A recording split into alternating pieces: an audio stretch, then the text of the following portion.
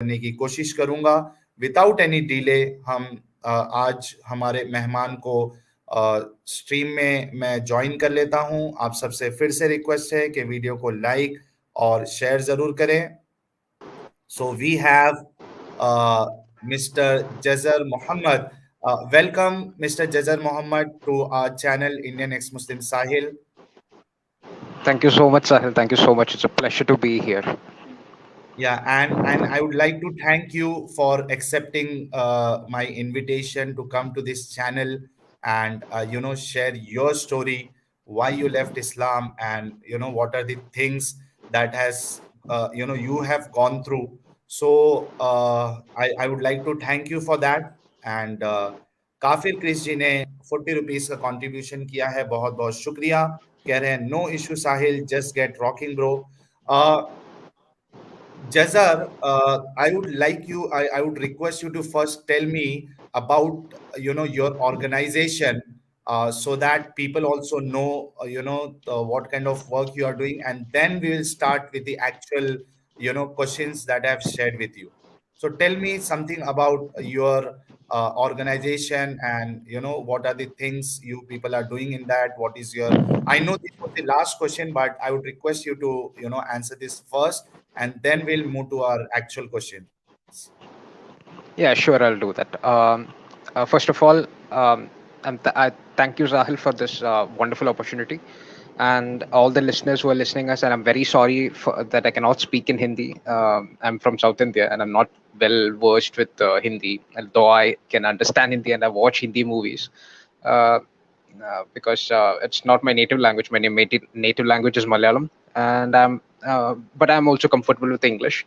And once again, I thank all of you for taking time to listen to me. And today is actually a very happy day in the sense that I think in India, it is this is one of the first of its kind to be registered as a registered organization and to come out in the public and to announce its publicity uh, to the today we held a press conference. I'll come to the details. Our organization is Ex-Muslims of Kerala, and we are an ex-Muslim organization. We it's our I think I should go back to a little to the history of the formation. Last year there was a debate between the ex-Muslims, or I should say more of the atheist kind, and versus an Islamist debate.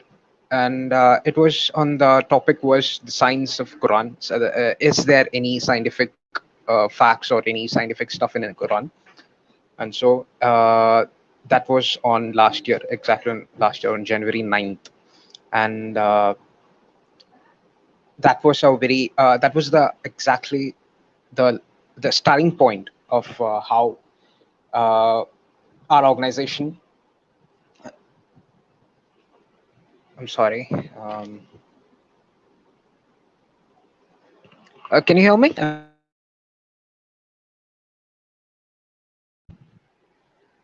We can hear you, Jazar. It's perfect. Sahil? Yeah. Yeah, we can hear you. Go Okay. ahead. Yeah. Yeah. So our organization is Exmuslims of Kerala, and we are an ex-Muslim organization. The main objective is to bring out the ex-Muslims of Kerala. Sahil, can we go by actually with the order?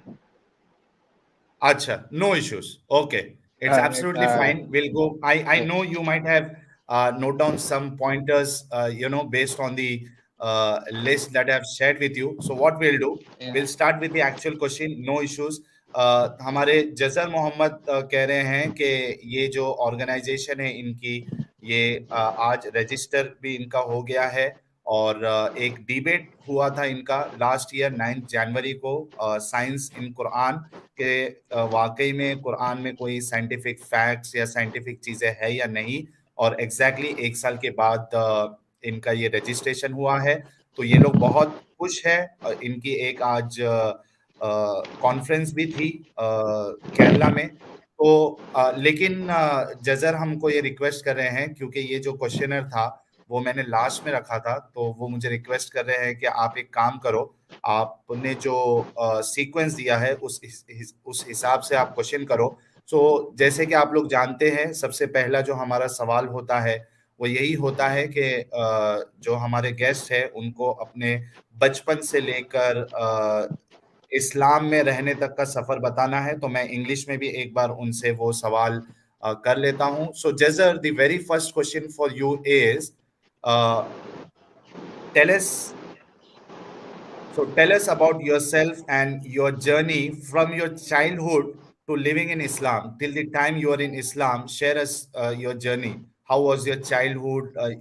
How was your education qualification as far as Islam is concerned? Whether you studied in some madrasa, and what was your, which sect you belong, and everything you have to say from your childhood till you followed Islam.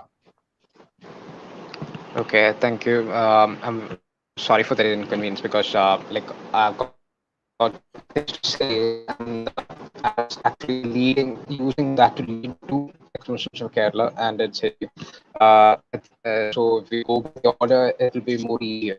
That's why I asked you to, I said that we should go by the order. Anyway, I'll tell about myself. I'm Jazar Mohammed. I'm actually an MBBS student. I finished it. I finished my course. I'm waiting for my final year exam. Registration Uh, Jazar, from your a voice is native of. breaking.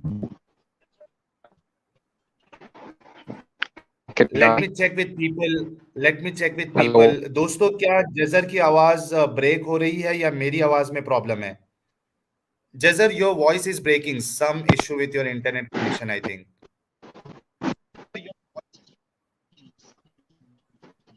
Hello. Yeah, Jazar, your voice is Am I breaking. on? Hello. Am I audible now? Yeah, you're audible now. Please go ahead, sir. Okay. So I'm Jazar Mohammed, and I'm an MBBS student. Actually, I finished my course, and I'm waiting for my final year exam. I'm a native of Kerala. Now, the first question to me was, what was my life as a Muslim, and how, I think that was the question. Anyway, I'll come quickly to what I have to say. I Jazar, was born in India.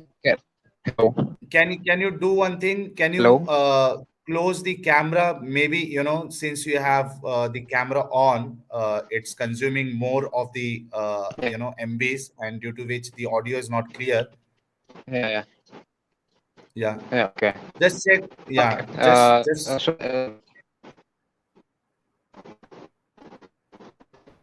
Okay. no, or maybe Oh, is you that can leave the stream and rejoin. Maybe that will resolve the issue. okay? Let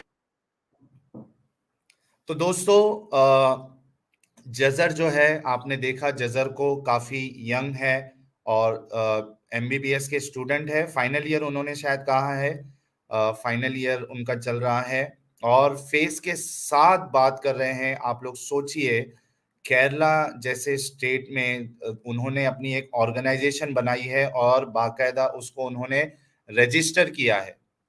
तो ये एक बड़ी कामयाबी कही जाएगी x मुस्लिम movement में, कि एक organisation as an ex Muslim register हुआ है। और मैं पूरी कोशिश करूंगा कि जजर की जो पूरी टीम है, जिसमें मेरे ख्याल से सीनियर मेंबर्स और जो फाउंडर है वो भी उनमें है, उनके साथ जुड़े हुए हैं, तो मैं कोशिश करूंगा कि उनको भी किसी दिन स्ट्रीम में लाऊं और उनसे भी कुछ बातें हम देखें। जजर और फिर से ज्वाइन हुए हैं, मैं इनको स्ट्रीम में ले लेता हूँ।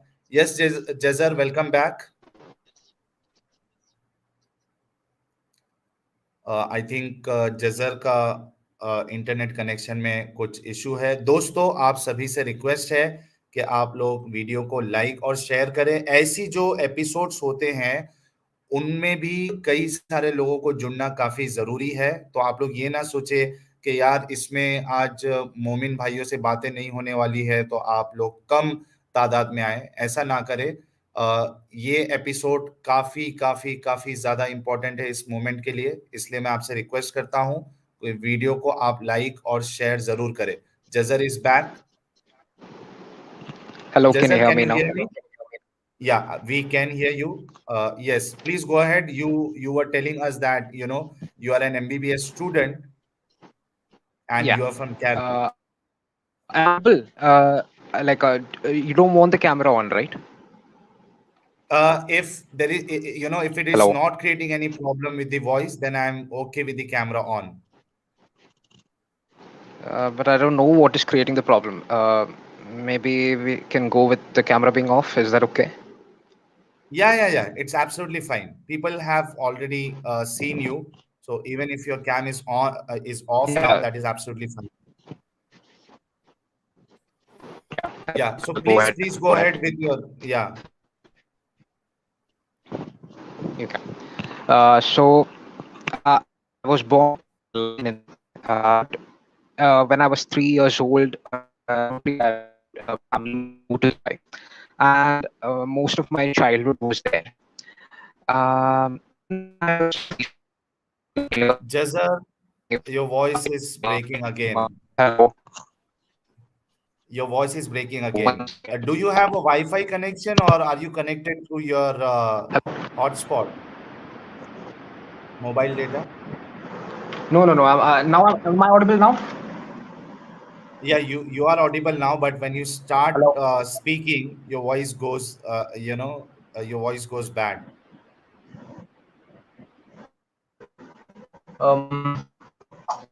Is it Are you is connected it okay through now? Wi-Fi connection or are you connected through your mobile data? I'm connected with my mobile data. Oh, so can you keep the phone somewhere, at near window so that there is no network problem? Actually, And I'm if you near have the any app open in the background, just no. close that.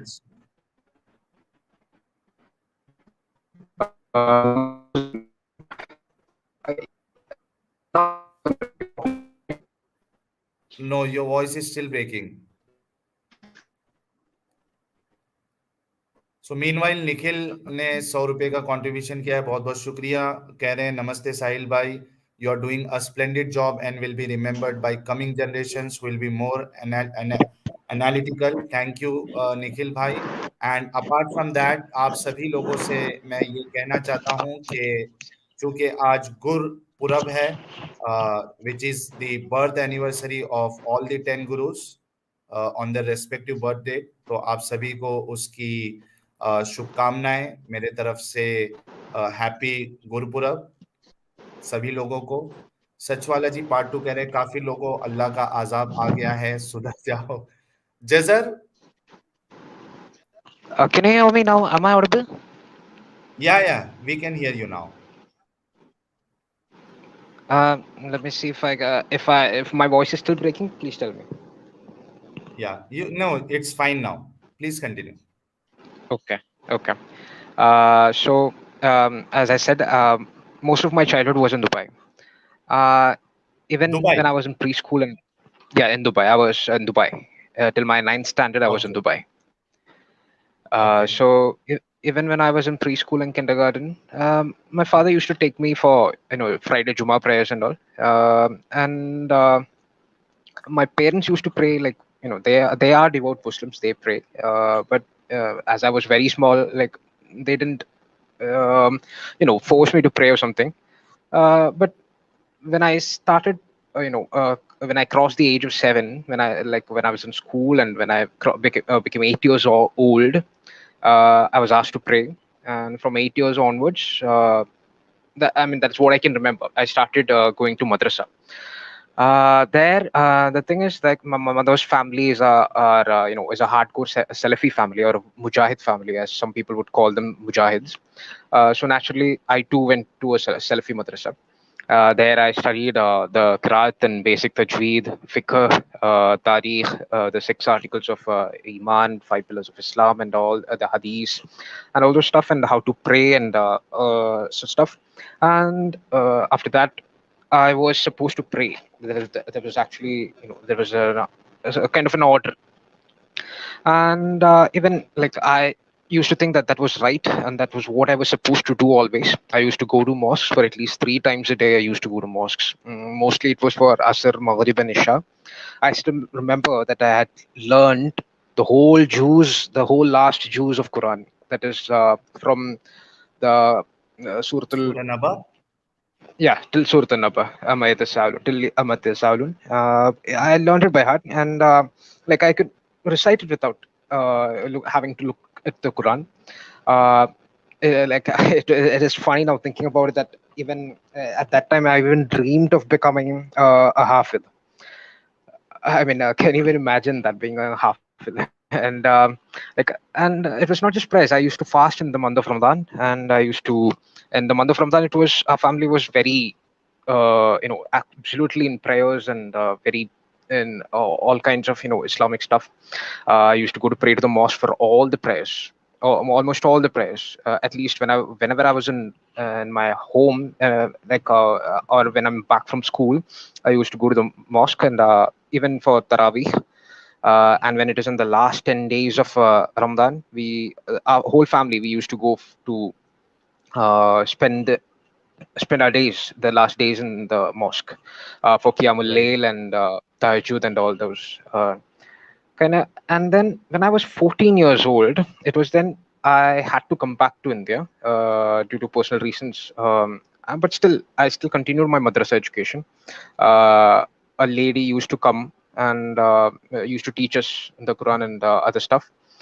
And for quite some time in my life, like I was in my mother's house. Uh, because mostly my father was still there in Dubai, and we used to stay in our mother's house. There, only our grandmother was there, and so and like later, most of my like from 14 years and until I got through entrance, medical entrance, I lived used to live with my grandmother in my mother's house.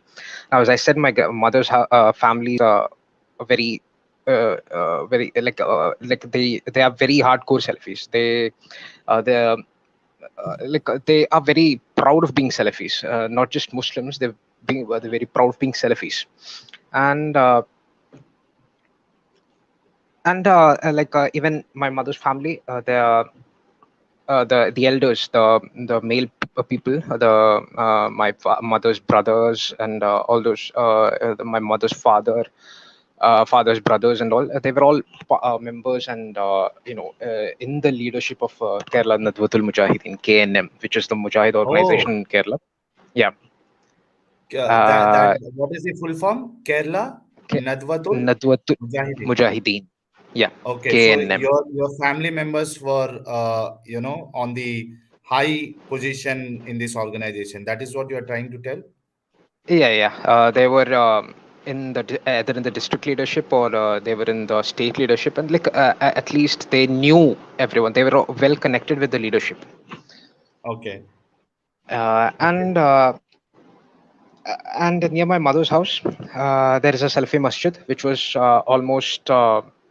I think, almost completely under our family's control, or we were the main prominent members in the family, in the masjid Okay. committee. Okay, Yeah, and so I'll just give short summary of what you have said. दोस्तों जजर जो है ये कह रहे हैं कि ये Dubai में थे और मदरसे में इन्होंने तालीम हासिल की है, इन्होंने तजवीद सीखा, इनको जो कुरान का जो लास्ट पारा होता है 30वां पारा जो अम्मा यतसा अलुन सूरह नबा से जो स्टार्ट होता है, इनको बाय हार्ट हो गया था, याद कर लिया था इन्होंने।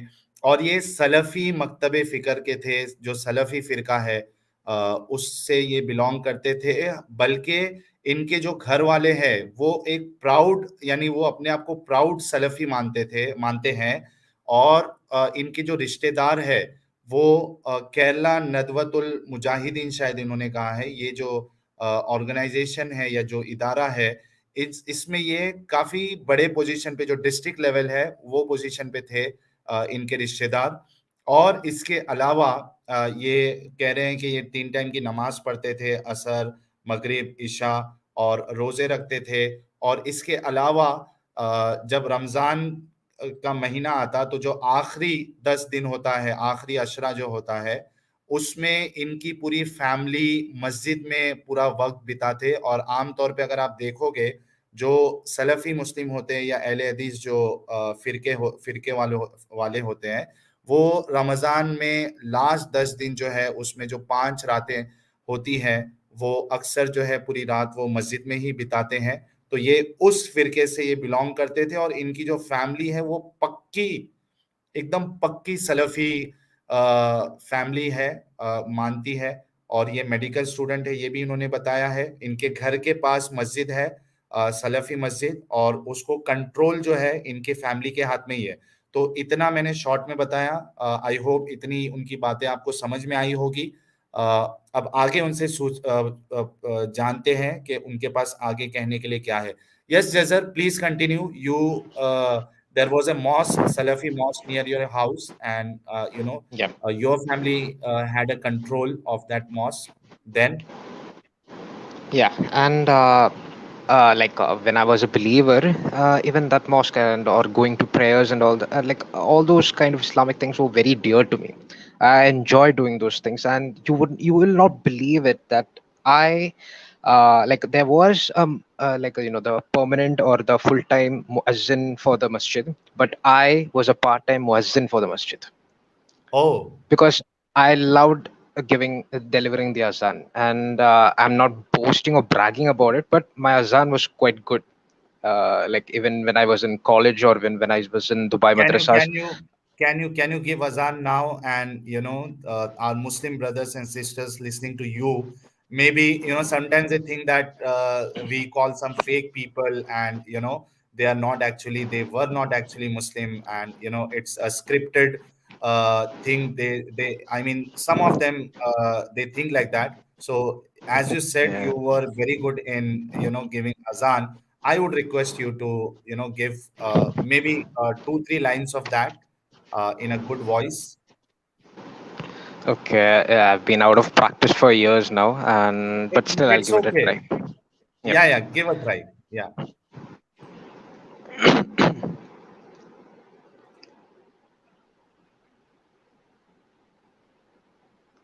الله أكبر الله أكبر الله أكبر الله أكبر أشهد أن لا إله إلا الله أشهد أن لا إله إلا الله أشهد أن محمدا رسول الله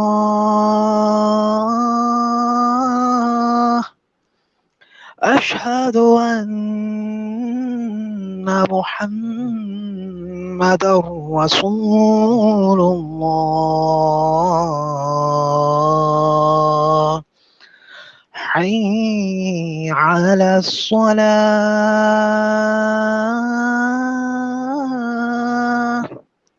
حي على الصلاة حي على الفلاح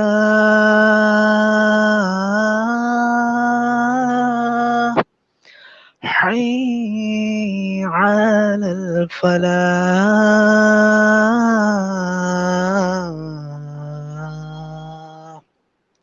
الله أكبر الله أكبر لا إله إلا الله.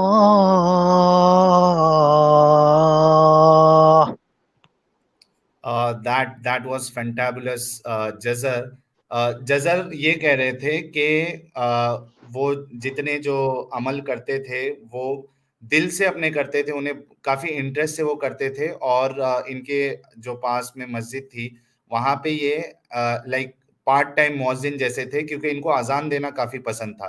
तो इसलिए मैंने इनसे रिक्वेस्ट किया था कि आप हमारे दर्शकों को भी अजान देकर बताएं, ताकि जो हमारे मोमिन भाई जिनको लगता है कि हम फेक लोगों को बुलाते हैं, कम से कम वो उनको ना लगे. So Jazar, that was absolutely fantabulous, and please go Thank ahead, you. please Thank you. continue. Yeah. Yeah. So uh, that was, I think, that was most of my religious life. I think we should go to the next question to continue the story then. Yeah, sure, sure. So the very next question for you is why you left Islam. Tell us in detail why you left Islam. Yeah. Okay.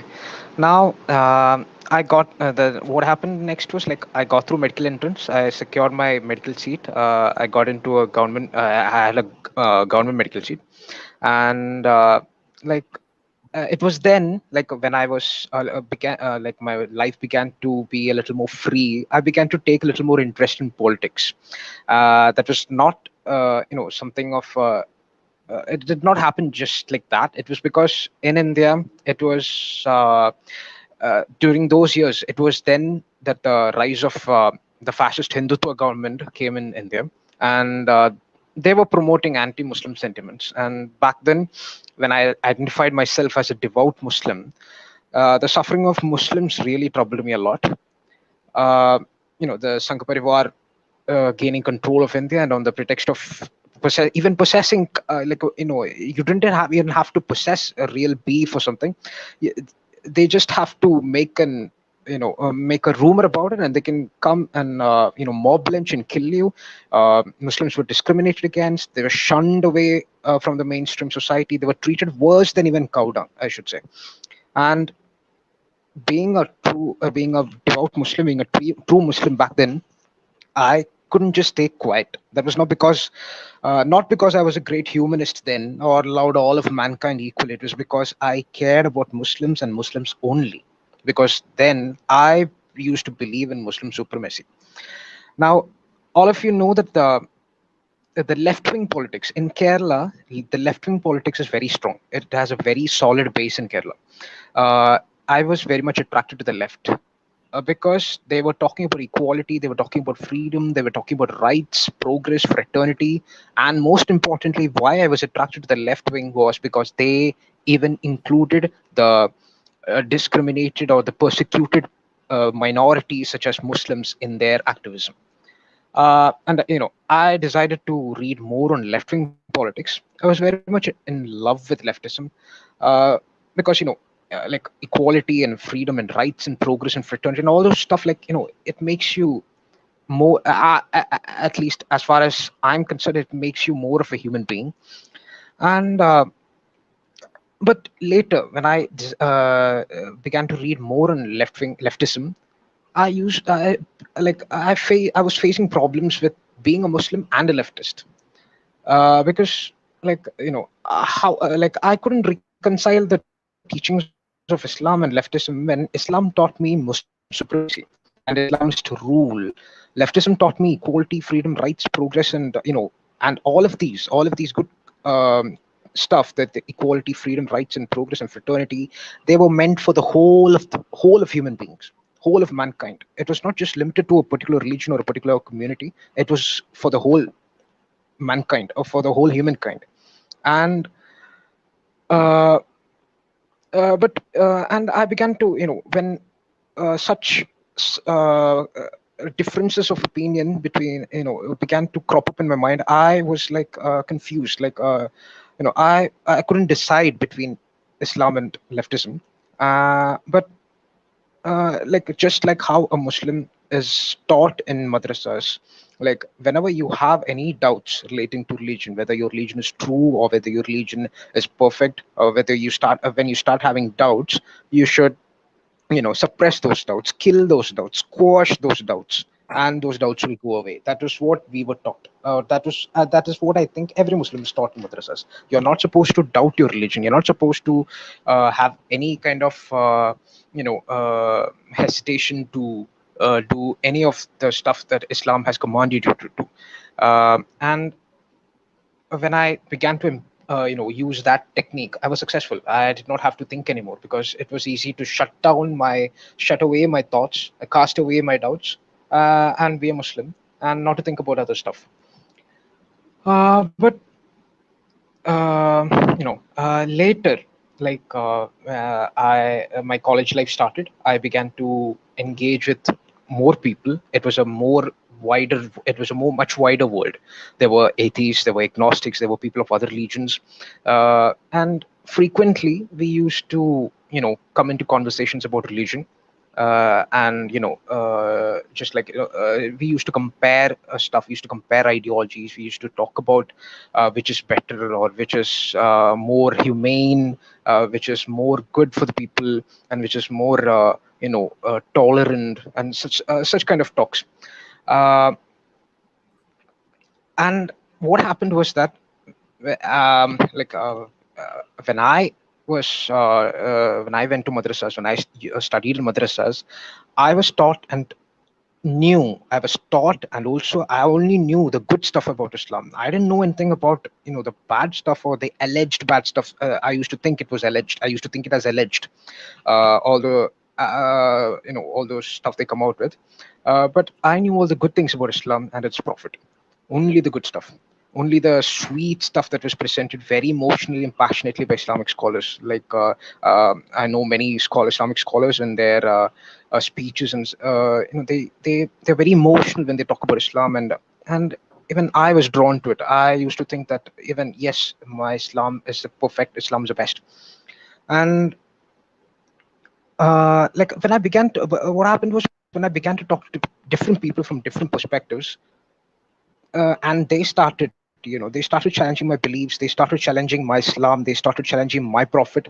And being a Muslim, being a true Muslim, you can't just let it go, because it is your religion being attacked, it is your Islam being That attacked, it is your that prophet is just being. absolutely, Jazar, that is absolutely a valid point that you have said. Yeah. That if someone is questioning your belief, especially if it is Islam, you cannot just let it go. And this is what the problem of Muslims today we have. And it's not about today. It's it was uh, from the start also. It's from the start.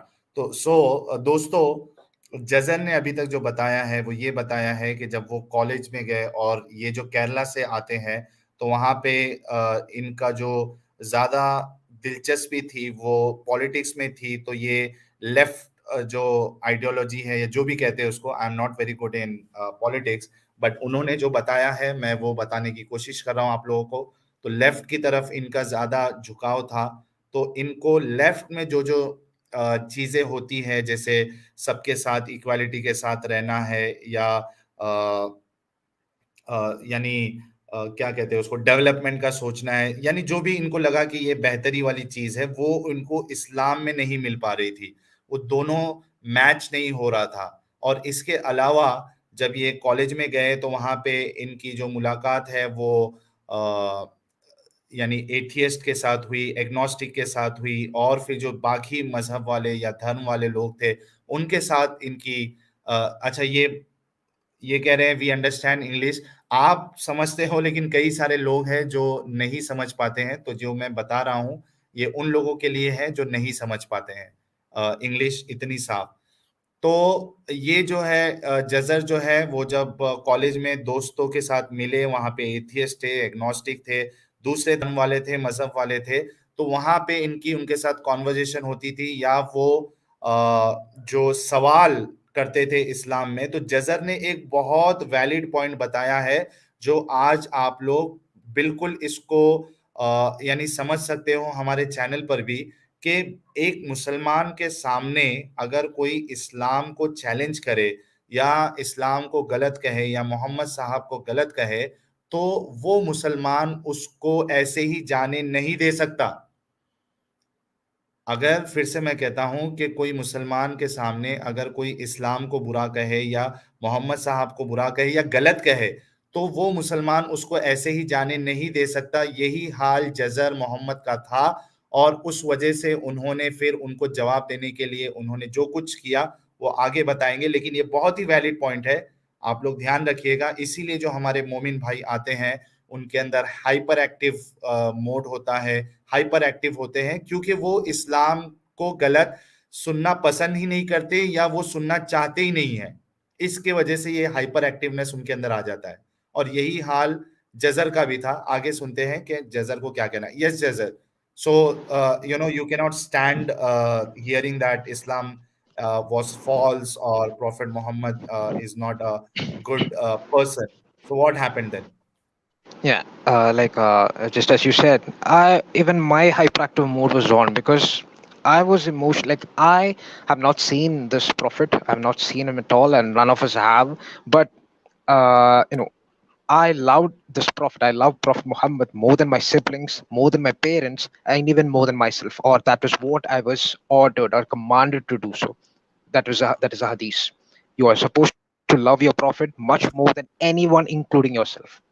And of course, when you hear someone criticizing or even ridiculing, mocking your prophet in a way which is even the slightest way, that is not you won't look at the severity of the attacks. You just look at whether he's attacking or criticizing a prophet, and that is it. You get angry, you get emotional, you want to reply.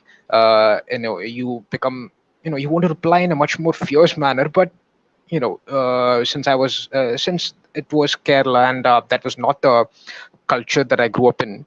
It was, I could restrict myself to words or discussions. And that is not the case when you mock the prophet in a Islamic country. So Hmm. what happened was, they called prophet a killer, they called the prophet a rapist, they called the prophet a child abuser, mass murderer.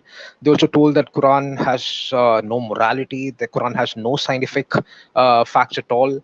And like, I was really disturbed, and I wanted to show them that my religion, that my Islam is the best. And they, it was better that they did not criticize it. But for that, I needed to study Islam better, much more than what I was taught or knew in madrasas. So I decided to study.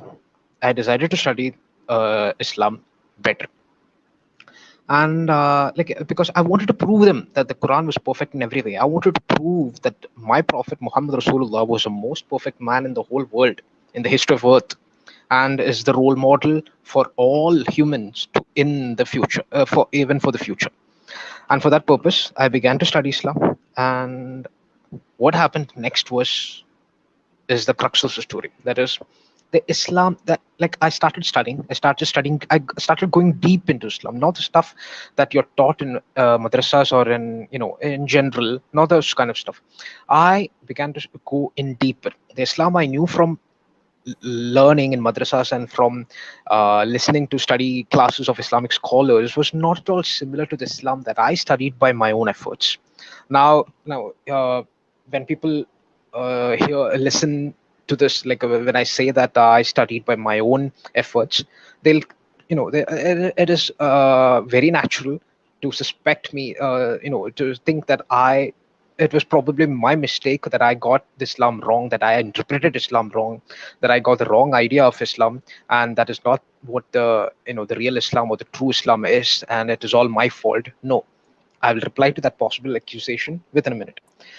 I'll tell you where I studied the Quran or how I studied the Quran. I studied Quran from tafsirs of great mufassirs.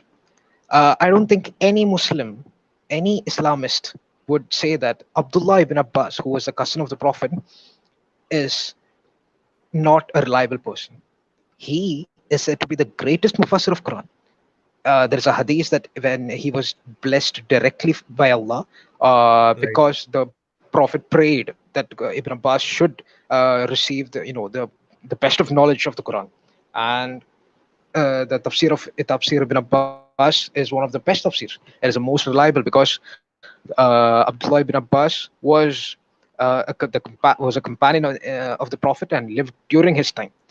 And so Tafsir ibn Abbas. And so I studied, my one source of knowledge was Abdullah ibn Abbas. Next, it was one of the other tafsirs was Tafsir al Jalalain, which was written by Imam Jalaluddin al-Mahalli, and his student Jalaluddin Suyuti, who's popularly called as known as Imam Suyuti. I also studied Hmm. Quran from Tafsir ibn Kathir, which was written by Ibn Kathir, who is a very who's an expert and an authority in tafsirs, and a lot many mufassirs, including the Tafhim al-Quran by Sayyid Abdul Ala Madudi, and a lot many, even Batavi, Baygavi, and all those great mufassirs. I So you have studied. gone through all these tafasirs, Jazar? You have gone through all these Uh, tafasirs, most of them? I I have, and I'm still going through. Okay, you're That would still be the going more through it. accurate. Yeah, yeah, I'm still going through, Okay. because like the Islam stands by just one. Islam's greatest claim is that if you find one wrong thing in it, and that's enough. That's So enough. Yeah, absolutely true. yeah, so I don't have to go looking around, finding all the mistakes and then deciding whether I should continue or not. I have found whatever I needed to come out of it. Not to come out of it. I looked at it objectively. But then, and now I'm studying is Islam as a as a part of a personal interest, and to so that I can answer questions when Islamic scholars themselves ask, try to play down my or the my the people who are ex-Muslims, and like they just cancel ex-Muslims because they think that ex-Muslims don't know anything, and they just pretending, or they have some anti-Muslim sentiments. It is why, because they're doing all this. Anyway, I studied, and a lot many tafsirs. I studied hadith from the Kutub Sitta, that is Imam Bukhari, Imam Muslim, Imam Tirmidhi, Imam An-Nasai, Imam Abu Dawud, Imam Ibn Majah, and the six of which, these are the six greatest books of the hadith, together which they are called as Kitab Sitta, Kutub al-Sitta. And fiqh, you can study fiqh from Imam Shafi, Imam Abu Hanifa, from Imam Malik, from and their students, Imam Nawawi, Ibn Rajab, Shaykhul Islam Ibn Hajar al Asqalani, Shihabuddin Ibn Hajar al Haytami, Ibn Taymiyyah, Ibn Qayyim al Jawziyah. All these are great scholars. And like, it is not the olden times. You can study all this if you want. You can study because everything is available. Everything is, you can have access to almost all sources, whichever source that you want. It's very easy now that the internet has come, and people are the books in the form of PDFs have come, and so it's easy to get a hold of these books. If it was in the earlier times, it were like some 10, 15, or 20 years back, it would have been very difficult. But now You no, can that's not the case. can you try opening the camera if it is possible? I think your connection is stable now, and it would be more interesting for people to watch you and listen to you if it's possible. If it's not working, then we'll move to the audio version. Yeah. Okay. Yes, Jazal. Yeah. I'm really sorry to interrupt you in between. No, no, it's okay. It's okay. So, and I kept reading and I kept studying. And in spite of all those days and weeks and months and years of studying and reading, I left Islam. Now, you might ask why. It was Yeah. because Allah is just another tribal god, which was elevated by a man, a Qurayshi named Muhammad, for his own, I'm sorry to say this, but Benefit. for his own selfish needs and desires of bringing under the world under his, under his control, controlling it with, that was what his main intention was.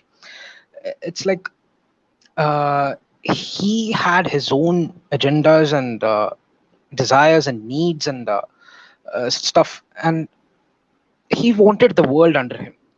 Um and what happened was. Yeah, and his selfish sexual and sensual needs and desires of playing the god man, after coming to know about the mythological stories of Jewish and Christian background. He was a merchant, he was a businessman. He used to travel long, in those days they used to have the caravans and stuff, and they used to come come into a contact with a lot of people, Jews and Christians and all other people. And it is very high, much possible and highly likely that he has talked to most of them. He has an idea. of what Christianity, of what Judaism was.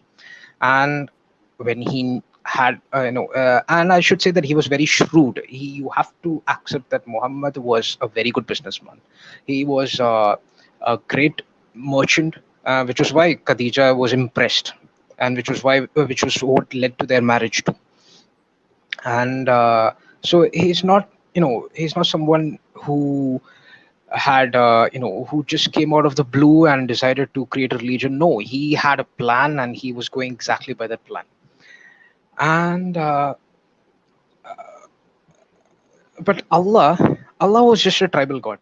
Allah was actually the tribal god, the chief god of Makkah, and the all the history is there in that, and was the main god of the even the Ibn the Banu Hashim tribe of which Muhammad was a member of. Their main the Banu Hashim tribe of Qurayshis, they had a chief god, or their tribal the tribal god, and that was Allah. And Allah was also the chief of gods in Makkah, the head of the 360 idols around Kaaba. And I would say that if Muhammad had a verified Facebook and Instagram account, his fake profile would be have the name of Allah, because that is what Allah is. That is nothing more. Can you repeat that? Nothing more. I will repeat that. That is, if Muhammad had a verified Facebook and Instagram account or whatever other social media accounts, and if he had a fake profile, that fake profile would have the name of Allah. And now, why not Islam? Because Islam is nothing but a fascist, authoritarian dictatorship. It is misogynist, it is patriarchal, it is discriminative, it is communal, it is violent, it is bloodthirsty. It has no regard for the lives of people who are non-Muslims. But then, the listeners will ask, what is Islam then? Islam is Quran and Hadith. And what is Quran and Hadith? Hadith is, of course, the Sunnah of the Prophet. So that is, again, Muhammad. Hadith is completely Muhammad. And what is the Quran? You can see in a hadith by Imam Muslim in Sahih Muslim that Aisha was asked, what is the character of the Muhammad? What is the character of the Prophet? What is the character of Muhammad? By, I don't remember the name. You can find that hadith is there. It's a long, detailed hadith in Sahih Muslim.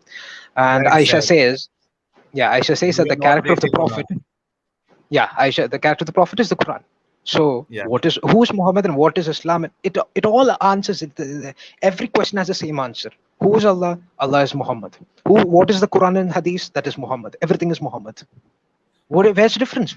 If you talk about one, you're talking about everything connected to it. There's no need to talk about everything separate. It's all Muhammad. And I think your next question was why I don't think Muhammad is a prophet, right? Yeah. No. So, what is your viewpoint about the Quran? Quran. I think there's that And which is if you want to answer the next question, according to you, why can't Hazrat Muhammad be a prophet? We are absolutely fine. You can answer that question. okay. I think everything is connected, so I just answered everything together actually. It's okay. You want to take any question, you can take that. Go with the flow. Yeah. Yeah. Okay. So why I don't think Muhammad is a prophet? I'll also add one more statement to that. Why I don't think Muhammad is a prophet. I don't think Islam is a religion which has any quality to be considered as a model or a standard. I don't think Allah can be considered to be a god. Uh, uh, Reason? I'm coming to that.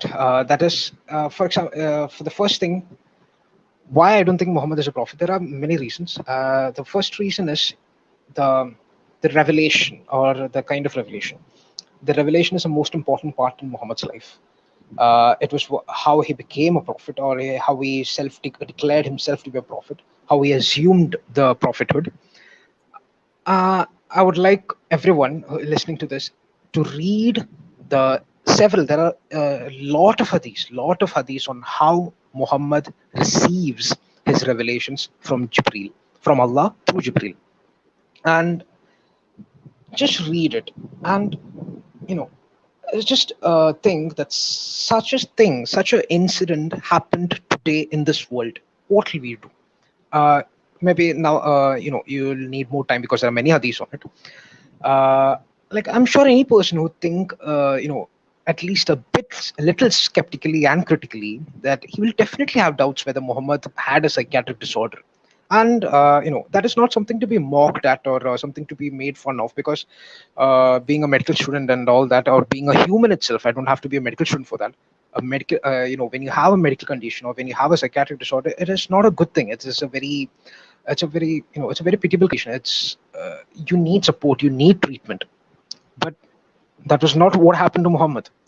Now, I'm not and will like I'm not going to mock Muhammad, but the point to be noted is that Muhammad is not acting when he says about the various ways which he receives revelations. Like when you read the hadith, you can see that, you can read that Muhammad, when he receives revelations, sometimes he hears it, like the ring of a bell, and he goes unconscious. He starts sweating. He starts foaming at his mouth.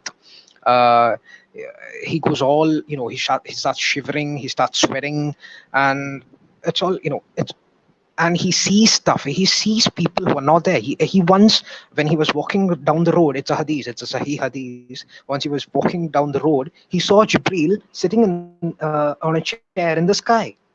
I mean, how can you believe that? You saw someone sitting on the chair in the sky. I mean, how ridiculous is that? Okay, And so Jazar, sorry to interrupt. So my yeah, question yeah, to you is, yeah, I'm really sorry. So my question to you is, if you say, being a medical doctor, and you said not necessary that, to consider this you have to be a medical doctor. Normal human can also comprehend to this. But my question is, and I'm sure the Muslims will also raise the same question, that a person who has this mental disorder, psychiatric disorder, how he can do things so well. I mean, he is such a, uh, I mean, he has done it in such a good way that he had control over everything. So a person with mental disorder, how he can be so perfect in getting that power that he got? yeah. That's a very good question. What I would like to say is that, since that Muhammad lived, 1,500 or 400 years back, I cannot confirm that he actually had a psychiatric disorder, but it is a possible conclusion. It's a possible assumption, and it was I'm not the first person who's raising such an assumption.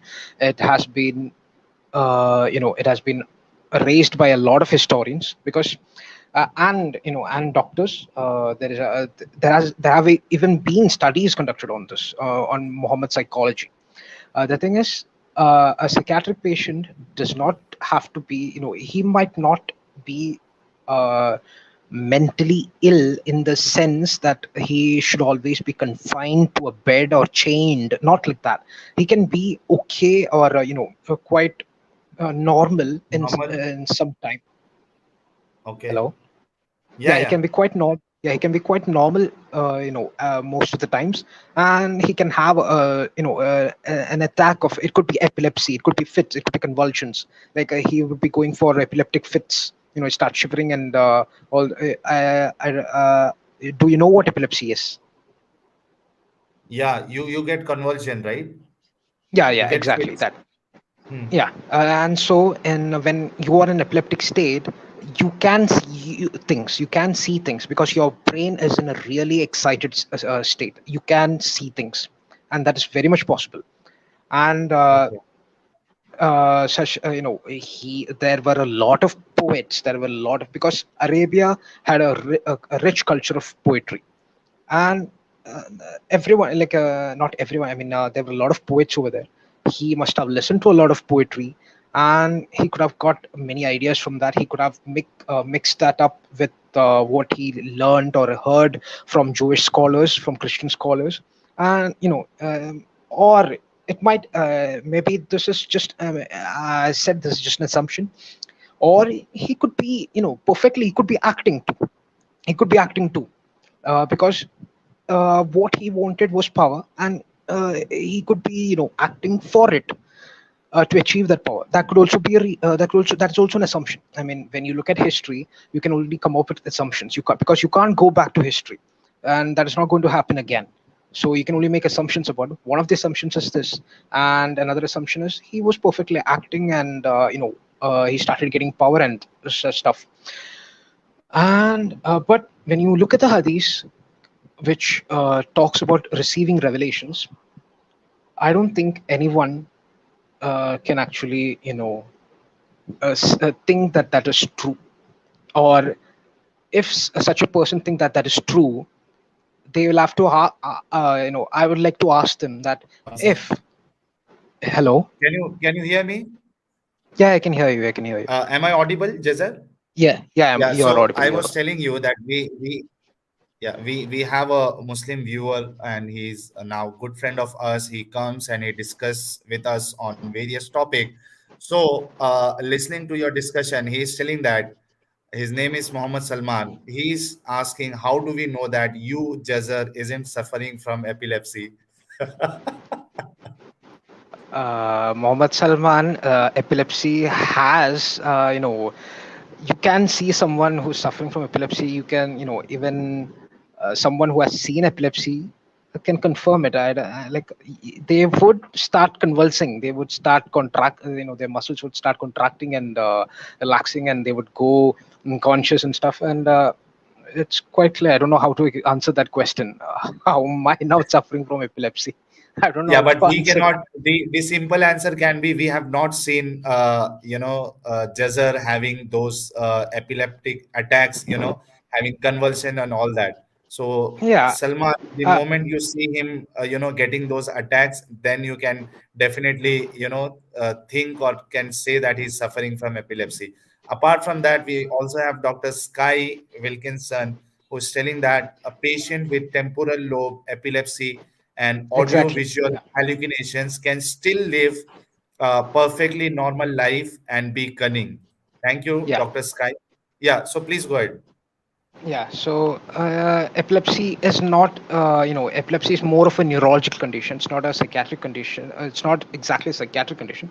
But what I meant was the way he received his revelations, and he saw things. He saw Jibril in the sky sitting on a chair. He saw, all those stuff. Like, and he thought himself to be someone, who has to rule, who, I know, something, a kind of delusion of grandeur, we say in medical terms, we say something like that. And so uh, you know he could be, I mean, we can't confirm something which has happened in history. It's like, when we if we talk about the resurrection of Christ, we can't confirm it. We can't say anything about it because it happened, or it was alleged to have happened. It is there in the Bible, and those who want to believe it can believe it, but there is no evidence for it. And so, like, when you're looking at history, you can only make assumptions about history, what could have been, or what is a most probable explanation for that. And so I think I'll continue. The Another reason is that, why I reject the prophethood of Muhammad is for moral reasons. Hmm. It's like, I don't think it needs any more explanation, because like, I don't think any decent human being, let alone a prophet, like, any decent human being would commit crimes and injustice as Muhammad has done, against people of other religion, against men, against women, even against children, even against animals.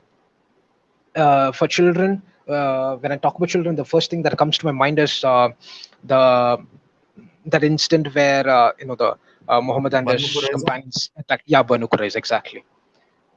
Hmm. The boys who had pubic hair, they were killed.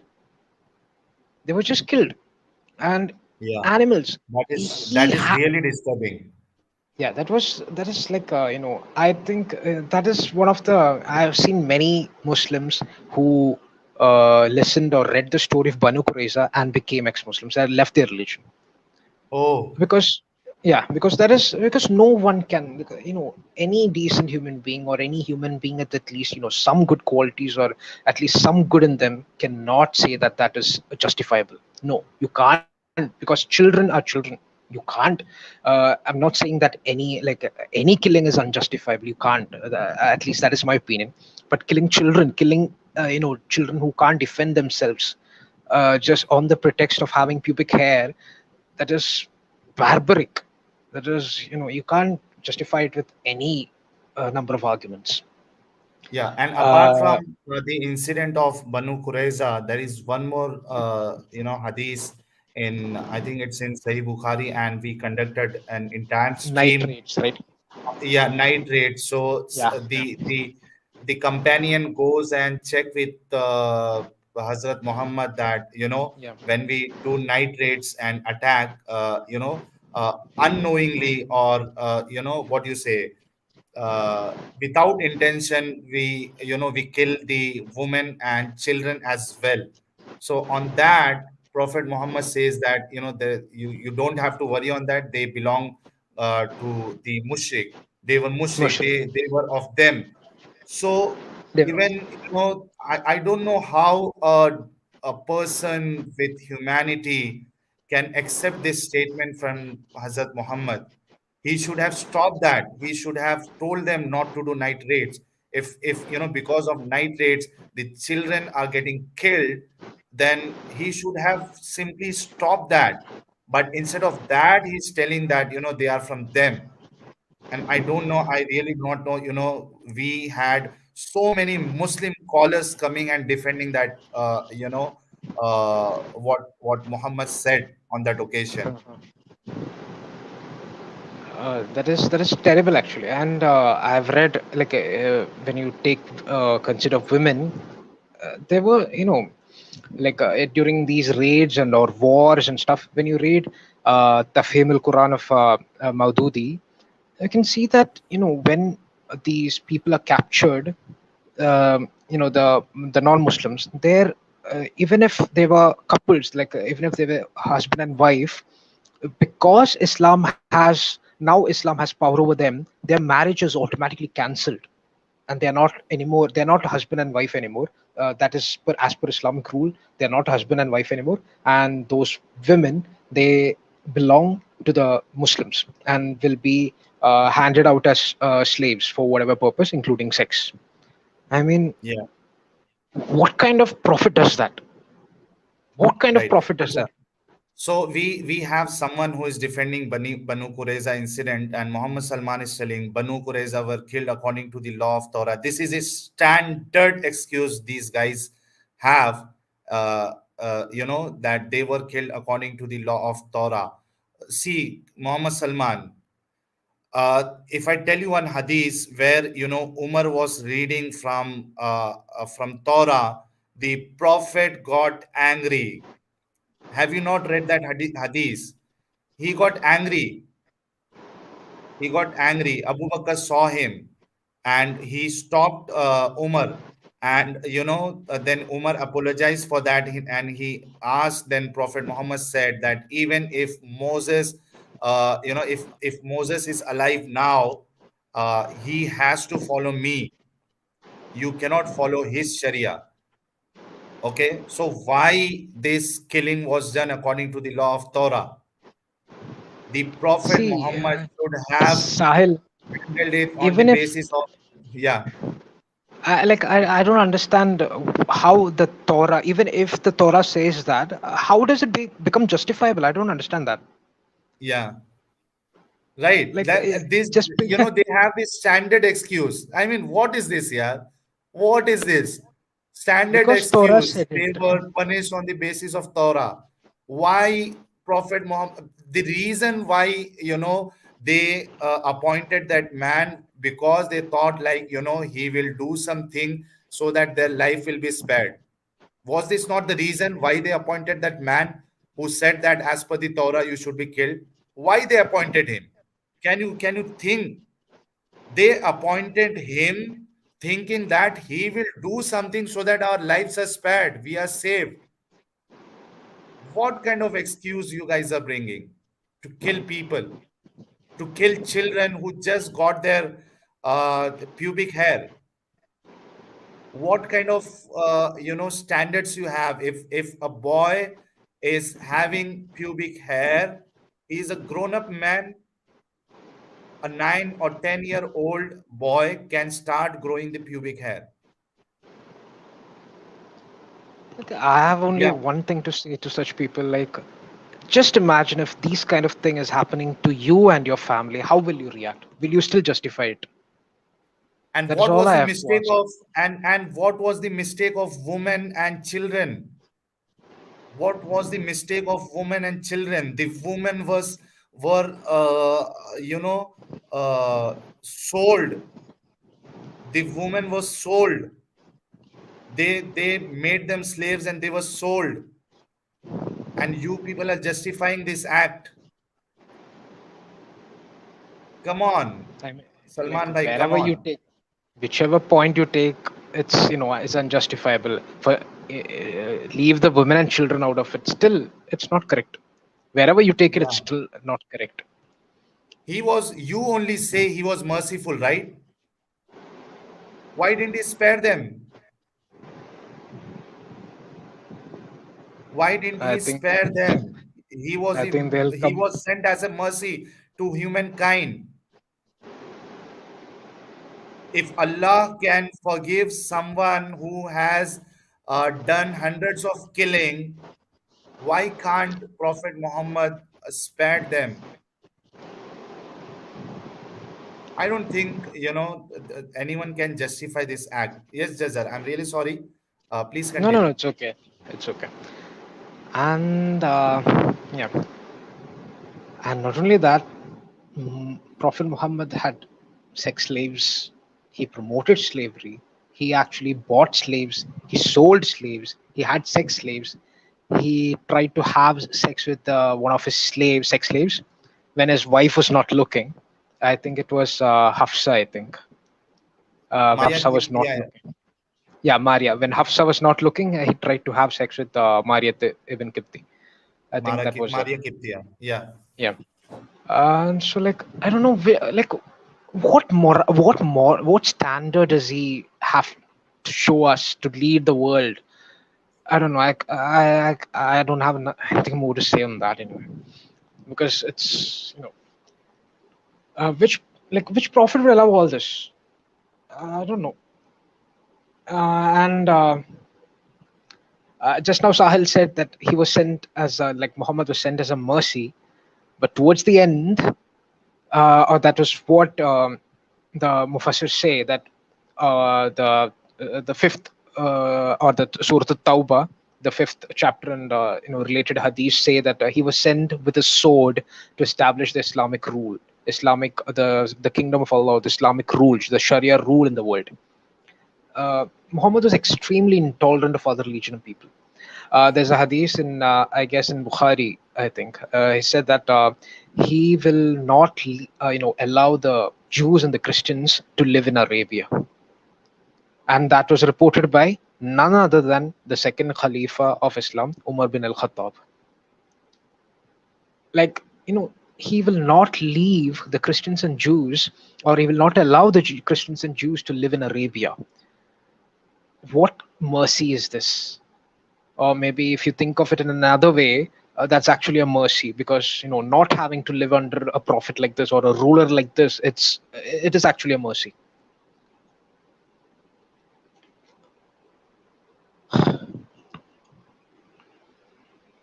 Sahil, what was the fifth question? Hello, hello, hello.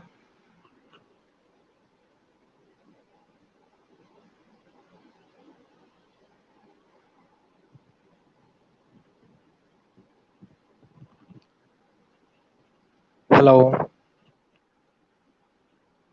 Sahil, I can't see you here.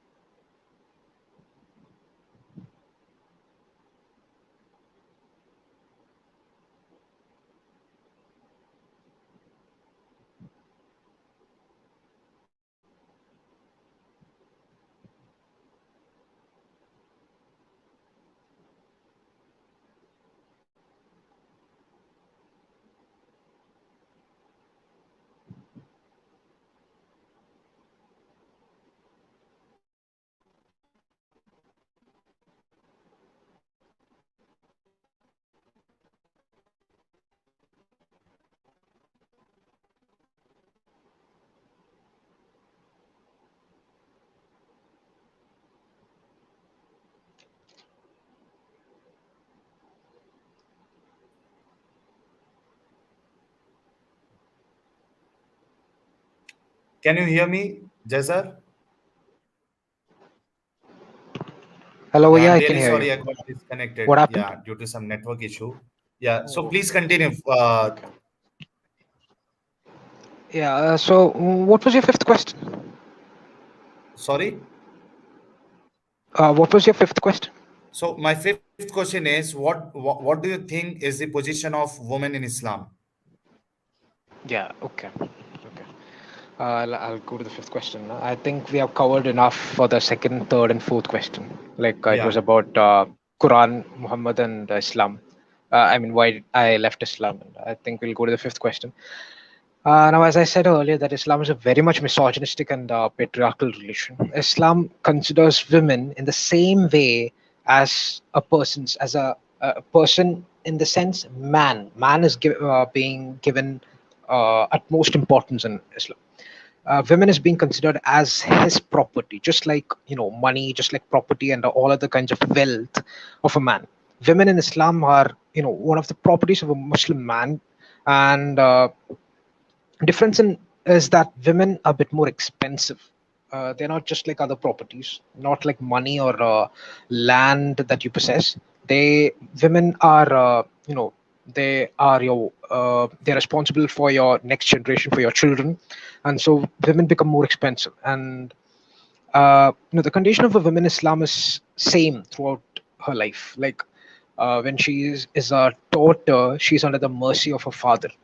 When she's on wife, when she becomes a wife, she's under the mercy of her own husband. uh, Something that really troubled me was that when I first read that verse in Surah Nisa, I forgot which was that verse. I think four. I think it was the third or fourth verse. I think I don't remember. That even young children, Prophet Muhammad gave his permission or his consent that even young girls who are not even mature, that is not even have crossed puberty, pre-pubertal girls can be married off by their father, by their father or the the guardian. Father can marry off his daughter at a very young age. She can even be married off even before puberty. You don't even have to cross puberty. Your father can decide your marriage and then marry it off, even if that young girl refuses to go. After being married off, even if she refuses to go, um the father has the power to marry her off and send her off with her husband. This is because there is no minimum age of marriage in Islam. There is absolutely no minimum age of marriage in Islam. Uh, uh, if the girl is a minor, the father does not even have to consult the girl. If the girl is above 9 years, or if the father, I mean, if the girl has crossed puberty, then her consent should be obtained, and her consent is silent. Silence. Her silence is a consent according to the hadith, and she's paid a mahar. Now, what is mahar? Mahar is another actually a very disgusting thing, because nikah in Arabic, when I found this out recently, nikah actually means, in a way, it means sexual intercourse. And mahar means you're legally paying to have sexual intercourse with your wife. That is what is mahar. That is the amount of money, or the whatever has been agreed upon, that is being given to the wife, the woman you're going to marry, so that you can have sex with her. That is what is mahar. I mean, w- what what standard is this? What moral values there in this? It's like legalized prostitution. You're marrying a woman who's supposed to be a wife, and you're giving her mahar, which the Muslim community boast of something, something very progressive. They say that in Islam there is no dowry, but the status of mahar, or the reality of mahar, is this: mahar is being paid so that a man can have sex with, legally have sex with his own wife. That is what is mahar. And now, I mean, the classical Islamic scholars gave this definition, or that is what they considered mahar to be. And classical Islamic scholars are the greatest authority. Modern Islamic scholars have changed the meaning, or they obviously they would have thought that this is not something which the new world or the modern world will accept, because it is very disgusting. It's absolutely dirty to think of something like that. You're paying your own wife to have sex. That's disgusting. That's really disgusting. And so the modern Islamic scholars, they changed the meaning of mahar to something which is more acceptable, which is more people, when they hear about mahar, it has completely changed the meaning of mahar now, especially in a society in India, like in India, where we see innumerable cases of dowry and dowry related deaths.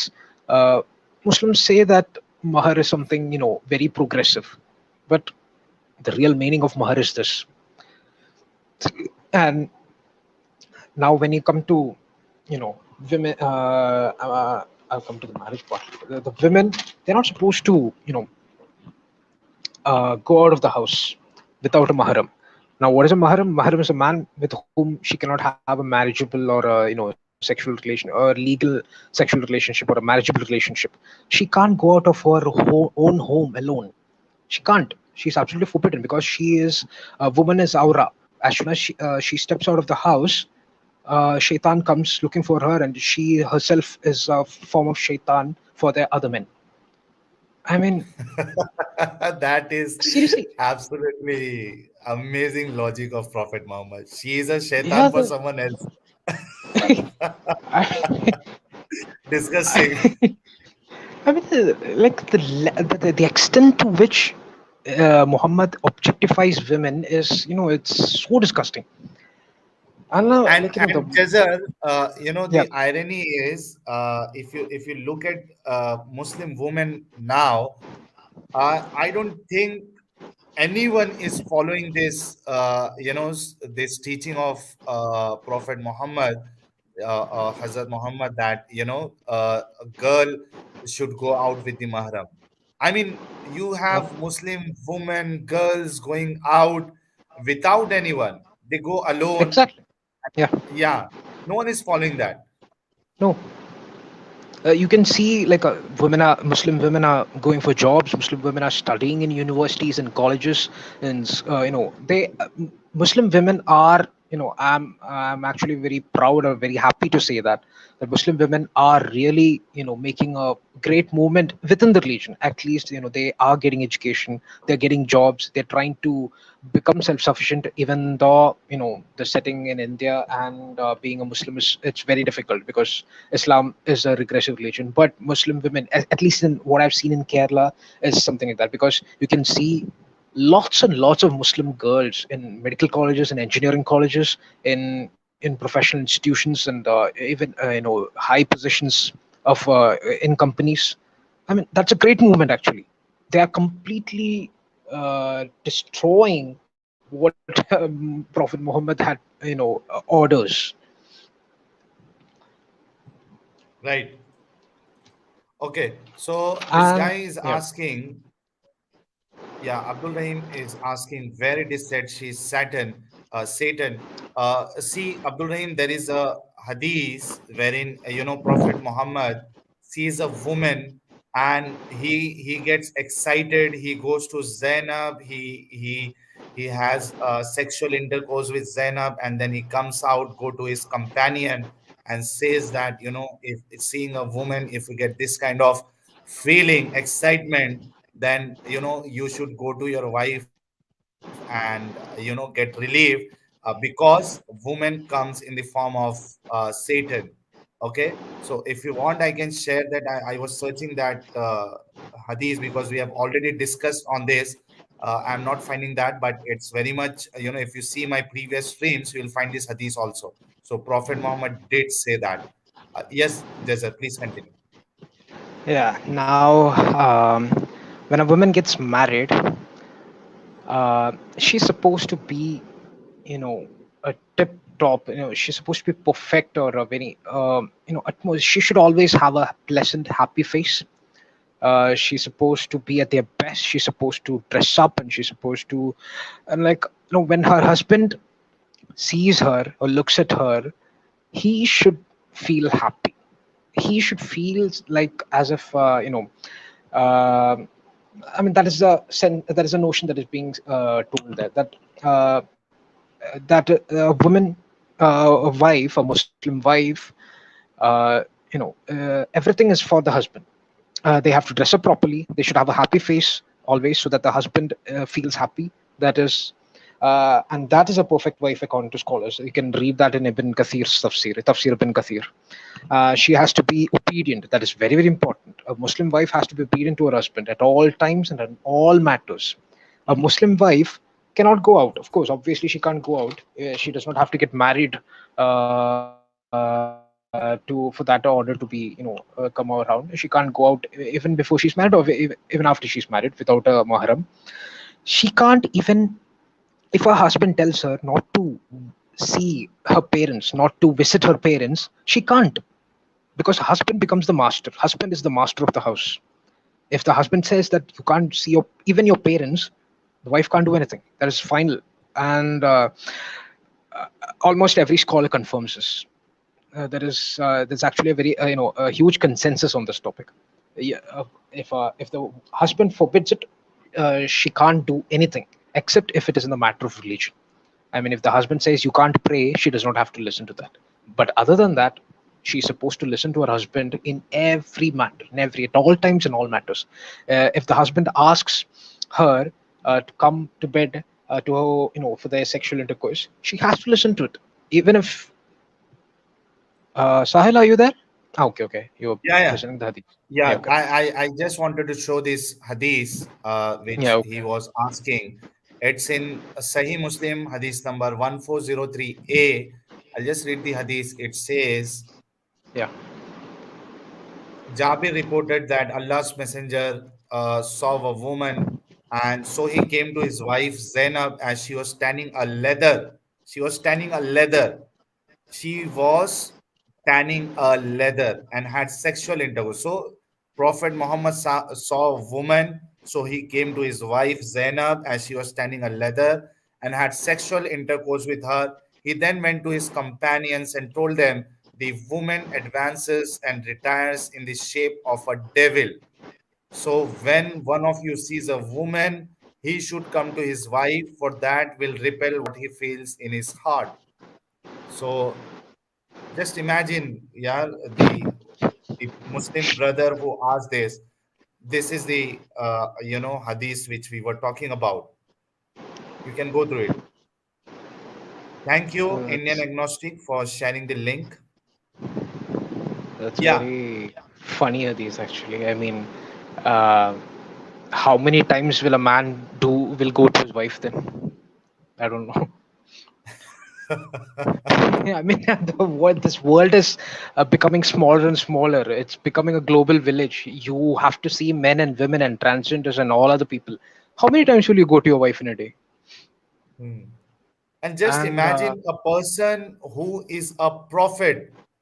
yeah, Just imagine he goes out, he sees a woman, and he's getting excited, so much excited that he has to go to his wife who is standing a leather, and he has to do that, do the sexual intercourse.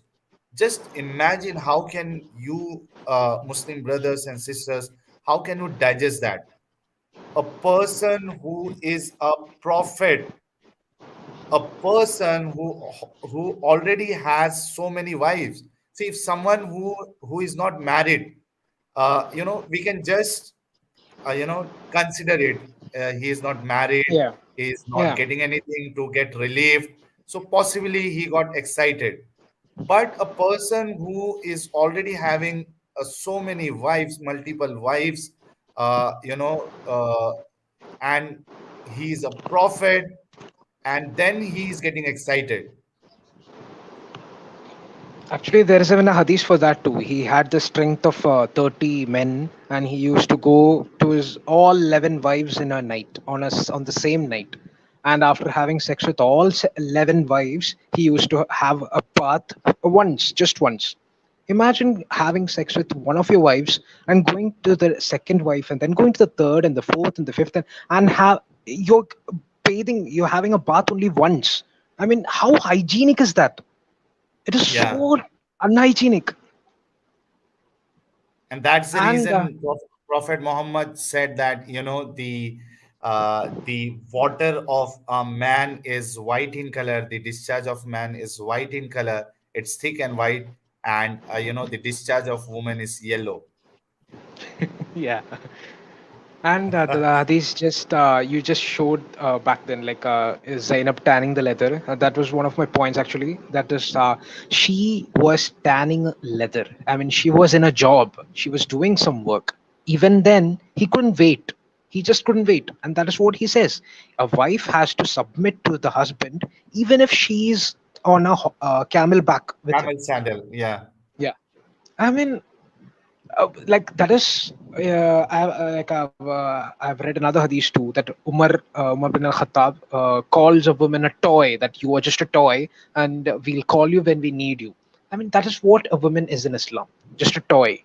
When a man calls her, she can come. When a man asks her to jump, she should jump. When a man asks her to lie on the bed, she can lie on the bed. I mean, it's just like a robot. This is what is a woman in Islam. Yeah.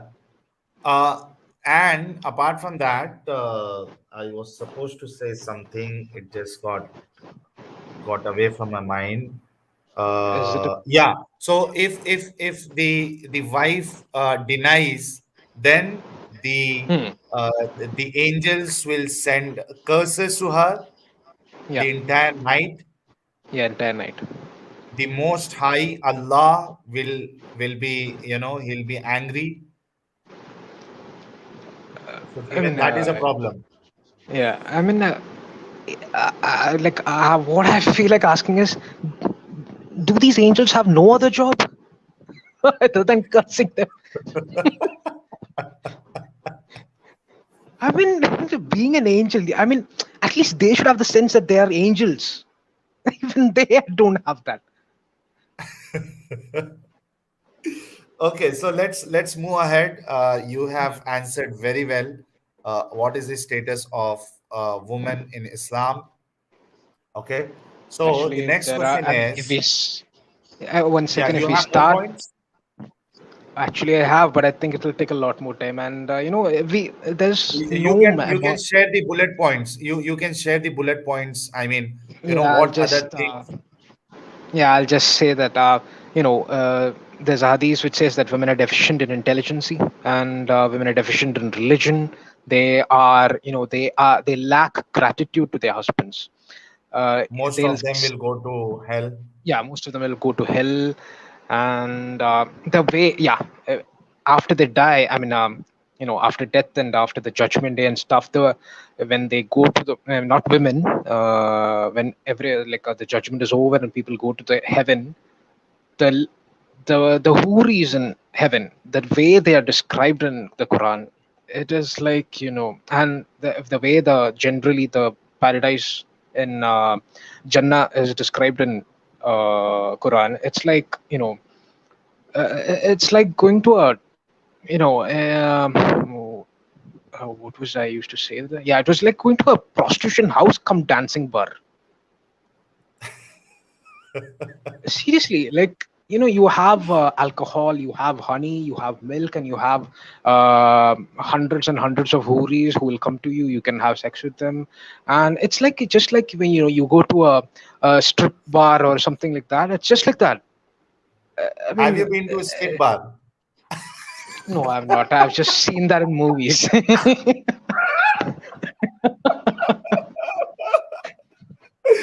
I'm really sorry asking that personal No, question. no, no. Like I've seen that in movies, and I just want to know how that is. I want at least I want to know it, I would go at least once to know what it is. Though I'm not interested in going to a strip bar for whatever reasons. But I just want to know what is all about, the atmosphere which is what is that is there in there. No, just to know about it. And that is how Islam describes women. It's, a woman is just an object. That's it. Just an object, by which a man can play with. nothing more, nothing less. And people who say that Islam is the most feminist religion and Prophet Muhammad is the most is a true feminist, I don't know what they have been reading or what they know about Islam. Maybe they were just like me, and they know only the good stuff about Islam. It's because of that. Yeah. Yeah. And the sixth question was, what was the sixth question? Maybe you can repeat it, at So least for the audience what sake. is, yeah, so what is such a thing that can compel Muslims to think that they should read Islam and Muhammad's life by removing the band of faith? I mean, you have that Yeah. sect of Yeah. Aqidat, Yeah. right? Yeah. So Yeah. Yeah. what you can advise them, suggest them, what can be the major points you can ask them to go and check so that they can really think that this is not a true religion. Yeah. I'll share what led me to disbelieve or what led me to my disbelief.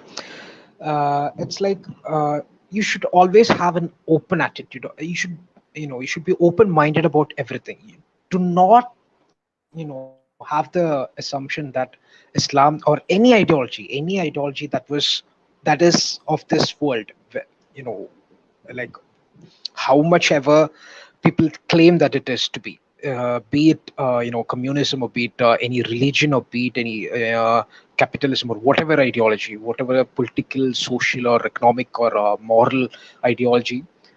Don't believe that that was created or that was designed in this world is perfect. Nothing is perfect in this world. Nothing is perfect. Whatever was created or whatever we believe or have been taught to believe was designed or was written down or was devised by a human being similar to us. And a human being will definitely have his own or her own or whatever faults of their own. And so those faults are bound to come up in those ideologies too. So no ideology is perfect. If you have that is the first start, that's the starting point you should have. If if you're not ready to have even a little or iota of skepticism or criticism, or the ability to think critically, that maybe by chance something in this could be wrong, you can't think about anything critically.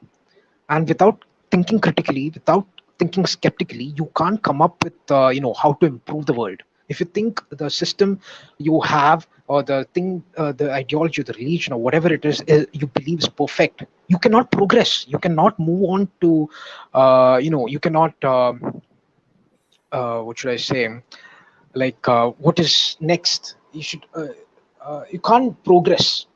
You will still you'll stay the same position as you were the around the time the said ideology was created. For example, if you are an Islamist, or if you believe in true Islam, and if you follow everything that Islam says to the point, to the dot.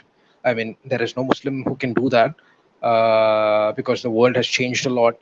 But if there is a Muslim like that, that Muslim is still living in the 7th century.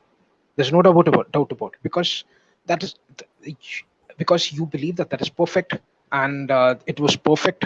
Islam was perfect during the Prophet's time, and the Sahabas, and the Tabi'un, and the Tabi'un, and that was the perfect Islam. And if you believe that was how we should live, then we are still living, or we are they are still living 1,500 years back. There's no moving forward. And the next point I would like to say is that the first if you want to study Islam, if you want to if say that, like, what happened to me, I was supposed to give an answer to the atheists and the agnostics who criticized my religion, and I ended up being an atheist. So if you want to you know uh, see for yourself that, or prove to yourself that Islam is true, start by reading Sirat Rasulullah by Ibn Ashaq. that has been translated by Alfred Guillaume into the life of Muhammad. The Life of Muhammad is the book. You can start by reading that, and then you can go on to the history of Al Tabari or Tarikh Al Tabari. I'm sure that everyone knows who Al Tabari is. Muhammad ibn Jarir Al Tabari. He is one of the most celebrated historians, one of the most celebrated Islamic scholars. There's a big history written by him. There is also the history written, the universal history, a very comprehensive history written by Ibn Kasir. And then I think you should read about the Quran, because without reading the history of Islam, there is no, I don't think reading the Quran will help Will you make any think critically. sense. Yeah, it will not make any sense. You have to know what is happening, and then only you can read about the Quran, and then it will make sense. And when you're reading the Quran, you should read it, not just limit to one tafsir or one translation. Not even translation. You have to read the tafsirs, because translations just give you the word meanings. Again, it does not help you much.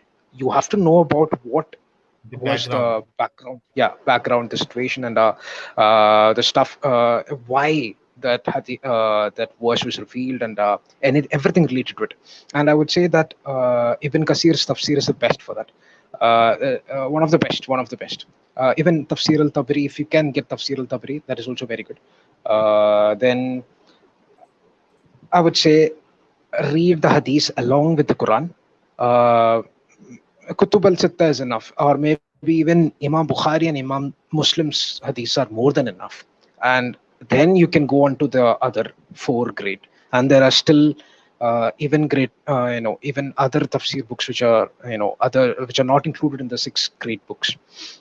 And then I think people should read about Islamic fiqh or Islamic theological law books of great imams like Imam Shafi, Imam Malik, Imam Hanbali, Imam Abu Hanifa, and their students like Ibn Hajar al-Haytami, Ibn Hajar al-Asqalani, Imam Nawawi, and all those great, great Islamic scholars. You should read the fiqh books on them. And when you're doing all this, when you're reading and studying all this, think about this critically. Think about everything that you read and study critically. Uh, just imagine every situation of any injustice that you see. You are like you should have an idea that killing or that a particular act is good or bad. You should have that idea. Do not think that whatever the Prophet said or whatever Islam commands is good. That is not what is moral, or that will not help you at all. And then when you try to be skeptic and critical, and when you when you say when you try to apply that law or that knowledge in today's world, if you think that it is still right, or if it is wrong, that is how you should proceed. Try to apply that knowledge or the law in today's world. If it most of it most not most I think 99% of it does not make any sense, because and the rest 1% is almost taught by almost all religions, because it refers to in group or tribal morality, wherein people of a particular tribe, they are good to each other because the tribe has to go on. That is as per that is evolutionarily, that is there in every human being or every human tribe. But other than that, religions in general, as far as I know, is not particularly good, uh, or at least it is not required in today's world, because we know what is good and what is right even without consulting religions. We have ethical philosophies to know what is good and what is right. We don't have to go to religions. We don't have to go to something which was written or preached 1,500 years back, or 2,000 years back, or 3,000 to 4,000 years back. We don't have to go there. We have enough enough philosophies, or even people who are talking about this, thinking about this, writing about this. We can come to a conclusion. And Yeah. So, the Jazar, my point of view, your point is absolutely valid, and you have told in detail how a Muslim should go ahead if they really want to understand Islam and the teaching of Islam. And apart from that, my personal belief or thinking is that a person, even if he has to follow any religion, it has to be only till spirituality. That's it. It has to be Exactly. only till, because see, our constitution gives right to practice whatever religion you want. Okay, but what it means that my understanding is that if we want a peaceful world, uh, the religion may, any religion, be it Islam or any religion, it has to be only till spirituality. That's it. Exactly. Yeah, that's it. You I respect mean, it. Yeah. yeah, everyone should So have the freedom to believe whatever they want. right. So Yeah. Arsalan is telling, why don't you guys debate with a proper scholar instead of doing all this gibberish and spreading hate? You guys don't have the guts to do that, right? You won't let them talk, ignorant nerds. So Arsalan, let me tell you very clearly, on this channel, we do live stream, open live stream every Tuesday and Friday, and it is open for everyone, be it, I mean, the Muslim callers, be it a normal Muslim or be it a scholar, mufti, anyone. Whatever topic we select, anyone can join and give us reply, keep their logical arguments till the time they are logical.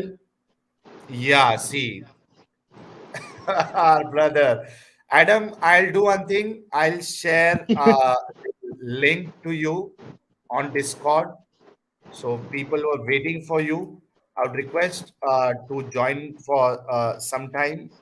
So, as Adam Seeker said, bring a proper scholar.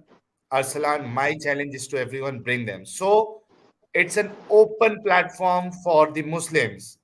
You are a seeker, you are a normal Muslim, you are a scholar, mufti, muhaddis, faqih, imam, hafiz, anyone. You can come here, answer our questions. If you prove us wrong, we will accept that. Openly, we are telling, we will accept that. Okay? So we give chance to everyone. The only thing is that you have to be logical. You have to keep your point. Whatever you claim, it has to be based on the evidence. Okay, so if you talk to us, discuss with us on the basis of logical argument and the evidences, you have this platform. We will let you talk. We'll set the timing. And if you bring a scholar, we'll dedicate an entire stream for that scholar with respect. We'll give the respect. See, Indian agnostic is telling, I'll give 1 lakh rupees to any Muslim scholars, to any Islamic scholars who can defeat Sahil and Adam. See, and it's not only about Indian agnostic. We have so many people, so many viewers who are ready to donate and contribute. If any scholar comes here, any good scholar with the camera on and discuss on the topics, and if they defeat us, defeat. We are not here to win and lose, but if they answer our question convincingly, on the live, I will accept that my uh, doubt about or my question or my what you say, एतराज को क्या बोलते हैं यार English में? कोई एतराज को इंग्लिश में क्या बोलते हैं? प्लीज लिखो. So my doubt on that particular topic, it's resolved, and I was wrong. I'll accept that. So guys, don't say that. And to be honest, I have spoken to very good, speakers and scholars on various topic offline.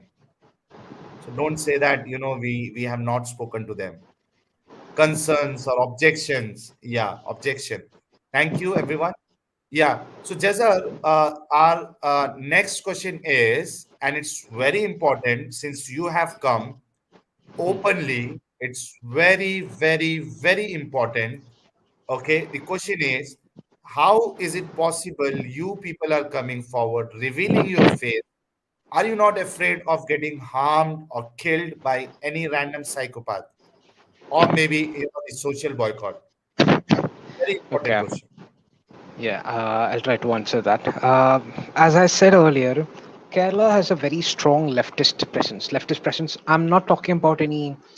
I'm a leftist. I'm not a communist or a socialist. I'm a leftist. Leftism is clearly different from communism. Communism can be a part of leftism, but leftism is not communism. Leftism is a broad idea. It is a more. It's an ideology which gives you, which is for the equality, for rights and freedom, and such kind of things. So Kerala has a very strong leftist presence. It has a rich history of revolutions.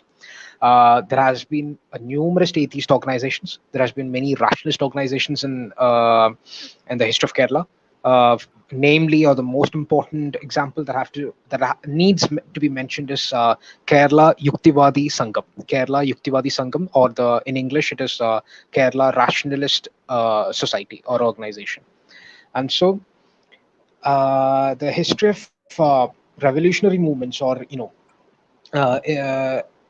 Kerala, it starts from the anti-caste revolutions, the caste discrimination, and all those kinds of discrimination which were faced by the lower caste people from the upper caste people. They were not allowed, like just like how it is in the rest of India, how it was and is in the rest of India. That was also there in Kerala, and it is still there, but it has reduced a lot. And that was a very important part of Kerala's history in when you take the rationalist perspective of it. You have Sri Narayana Guru, you have Sahodran Ayyappan, and a lot more atheist and agnostic and social activists who openly talked about against religion, who openly talked about the caste system, the Varna Jazar, system, uh, and okay. So, yeah, Jazar, can you hear me? I'm really sorry to interrupt you. So, see, what we have yeah, seen is our observation is, a person living Islam is different from a person living from any other religion. Okay. yeah, Uh, yeah, yeah, our observation is that the other religion, to be brutally honest, if someone lives if someone belongs to some other religion, and if he lives his religion, I think, and my experience is that no one will kill him. It can be some amount of social boycott, but at the end, the family will accept them. Okay, if they have become atheists, in fact, if they have become Muslim also, I have seen so many Hindus who became Muslim. Their family abandoned them, and later on they accepted. Okay, I have seen that personally. Okay, but yeah, if someone who is Muslim who lives Islam, it's a very different story. Okay. And apart yeah, from that, the question was very specific that you have become ex-Muslim. And apart from that, people like us cannot reveal our face and do this activism openly. But people like you have registered your organization. Okay. So people like you who has come out of Islam, it's a very different story. And, criticizing Islam and Prophet Muhammad, it's very different. So, what do you never get a feeling that someone suddenly come and do harm to you? yeah. So I was coming to that. That is, I was just talking about the background. That is the high compared to the rest of the country. Kerala is a very high education level and the scientific temper and religious tolerance compared to the rest of India. I'm not saying that it is, it has absolutely no amount of religious problems or anything like that, but it is a better compared to the rest of India, which is why even 40 to 50 years back people were they could do this, they could talk against religion. But some few days before India got its independence, there was a Muslim family in Malappuram who I don't know if you've heard about them, but it was a few days before India got its independence. That is 1947, a few days before independence. A man with his whole family, they were Muslims. They converted to Hinduism. They became Hindus. And what happened was, within a few days, his whole family, including the cook and the servants there, were killed, brutally killed. They were brutally killed. That was the history or the first incident that I can think of that comes to my memory as an example of Islamic intolerance or Islamic violence. That Everyone is was killed. apostasy. Yeah, the whole family was washed off. The whole family was killed. Okay. And then, Were they caught and uh, were they punished? excuse me, I didn't hear. What was it? Were they Sahil, caught? can you Were repeat? they punished? The killers were Uh, caught and were they punished? um, I don't remember actually.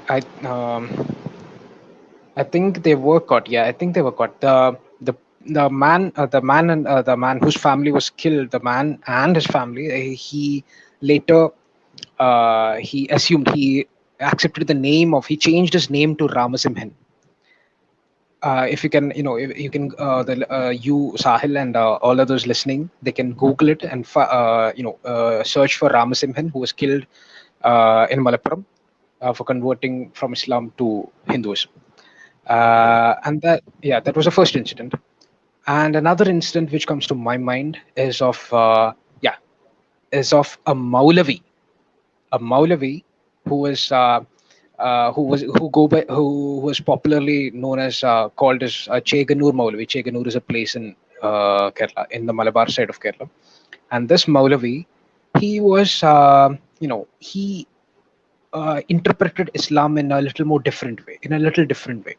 He used to say that the Quran talks about only three prayers, three times of prayers, and not five times, and such things like that. He was he was what do you say? He used to he brought new things or brought new ideas, introduced new ideas to Islam. But even if you stay in the religion and bring new ideas, or even if you leave the religion, you're treated the same way. You are still a heretic or an apostate or whatever, because you're not the Muslim who has to be live or who accepts and lives the Mainstream Islam which was Muslim. accepted. Yeah, mainstream Muslim, or the one which was accepted by the Ahlus Sunnah wal Jamaat. Uh, Yeah. so this Maulavi, he is actually an Islamic scholar, but he started to openly talk about modifying religion. He even talked about that all religions are equal and all religions should come together, for peace and prosperity, for the safety, and for the brotherhood. And he was an exemplary man. What happened was, when this Maulavi, he began to gain support from Muslims, even from the Muslims, he began to gain support, and people, Muslims, started to started to go on to his idea of Islam, which was quite peaceful and which was what is that word? I forgot. A reformist, yeah, reformist, that kind of Islam. And the mainstream, the others, the some people, especially the political side and the Islamist side, and I think the Sunnis actually, they were very they were very much troubled by this. And what happened was, some people, they one night, it happened some 30 40 years back or something.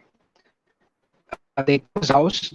Some people came to his house and asked him whether he could talk for a program the next day. And so, of course, checking out Maulavi, Maulavi said yes, he could. And they asked Maulavi to come with them. So Maulavi went with them in their car, which they came in, and that was the last time anyone saw Maulavi. He was never seen after that. Even his dead body, or even if he's dead, we don't know whether he's dead or not. He must have. He's probably dead by now because all these years, we still don't even have a body to confirm it. Okay.